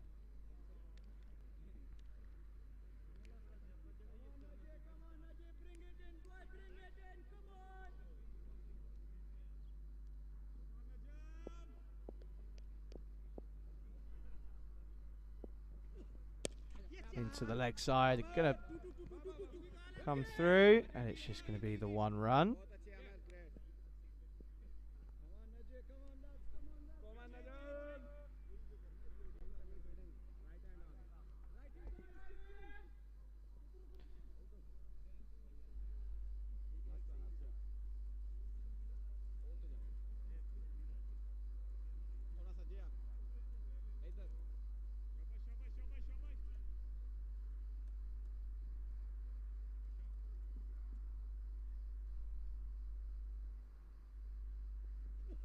This is short, just going to be played into the offside, and again, will just be one run. So now just requiring 2 for victory.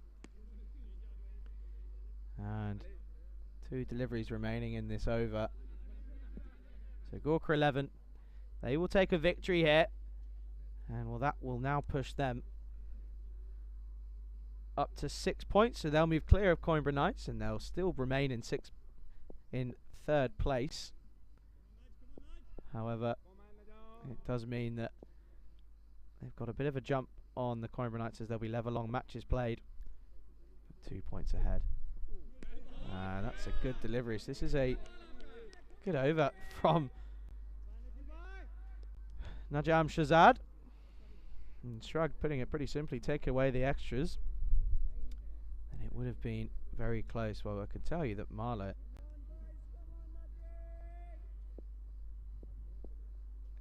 in this innings have bowled a total of 11 extras, so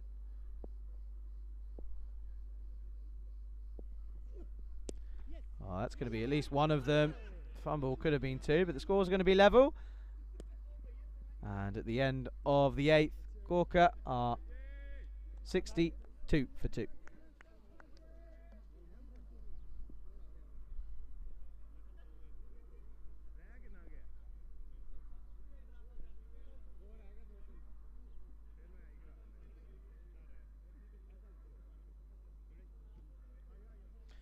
So as this evening slowly comes to an end, we take a look at the comparison here.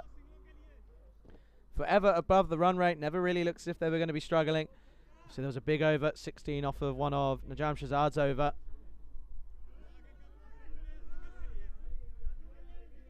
And it was just always looking ahead. Obviously they took the 2 wickets of the 2 openers. Well, Shrug putting an outside shout in there. 2 maiden overs for a golden ball. Although if that didn't go viral, I don't know what would. So run 1 requiring now. Well, he tries to finish it in style and drags on.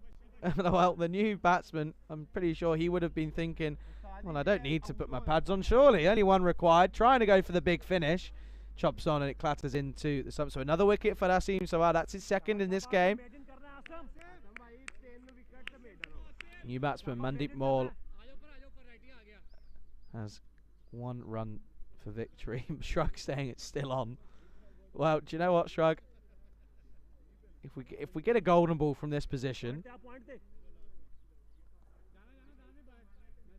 I will do 2 ice bucket challenges. There you go. I was trying to think of something that could be easily done, and I wouldn't mind actually doing, just in case, because you never know. But no, it's certainly. I'll do 2 ice bucket challenges. We'll get double the water or something like that. But it's still 1 for victory. Mandeep Maul, the new batsman, in now. Everyone comes in. So now they're saying, well, do you know what? Hit me over the top. Go for it.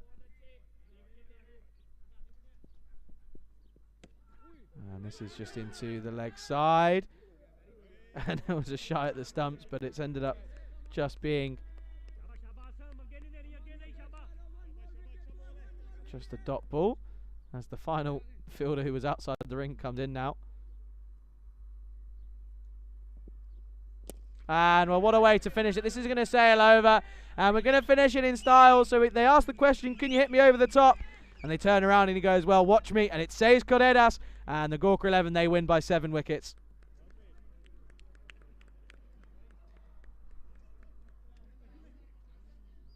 And he sat deep in his crease, did Mandeep Maul. Just said, well, watch this, and it flew over. But what an excellent evening of cricket we've had here. One apiece in terms of victory for these 2 teams. just mix this thing up in the context of the tournament standings. And Chuck saying he was very close to a golden ball. Well, unfortunately, we don't get another one. And the wait continues. It's now 11 games without a golden ball. But again, thank you to everybody in the chat. Much appreciate all of your input as we take a look at the highlights. The smiles as soon as they entered the field of play. But it certainly was some pretty easy batting out there. Never really looked as if they were going to take any risk, but that was one of the shots of the day. Straight down the ground, Imran Khan, 18 off of 14 for him, 2 4s and a 6. And Tumman Gimeli, 23 off of 19 for him. And a huge well played to all of the Gawker 11 players. And again, a huge thank you once again to everyone in the chat. Much appreciate all of your kind words. Thoroughly enjoy my time here on commentary duties for the European Cricket Network. Very lucky to be calling this a job. We see the end of the highlights. Again, I have to say their credit where credit's due, Marlow. They never gave up in the field, even when it got down to virtually nothing. And that was one of the wickets. So, again, good bit of work here from Asim Sawad. 1.3 overs for him. He finished with figures of 2 for 10. So another 2 wickets for him and then a wicket for Saeed Masam as well. He ended up getting the wicket of Imran Khan, who's eventually caught by Prana Sarwar. But again, wasn't really much to do out there for Gawker. Only needed to dispatch the balls that they were given. And that was an exemplary example of a long barrier from Faf Stoneman. And well, this one, Kumar trying to finish it in style. This one all wrong, and this one ended up clattering in the sun. So it was another wicket. But then this time, Mandeep Maul getting this one correct. And he ended up smashing it over and winning the game for Gawker 11. So they beat the Marlow Kalandars by 7 wickets. That's Marlow's second defeat in this tournament. Just spices things up even more. But again, an absolutely outstanding day we've had here. Don't forget that we'll be back on your screens early tomorrow morning with footage from Italy. So a very good evening to all of you, and good luck to all the players playing tomorrow out in Italy, and all the crew as well out there. Again, gives me an opportunity to say a very big thank you. Enjoy the rest of your evening, and we'll see you here tomorrow for more FanCode European Cricket T10. You're watching with myself, Charlie Hunt, on the European Cricket Network. Good evening.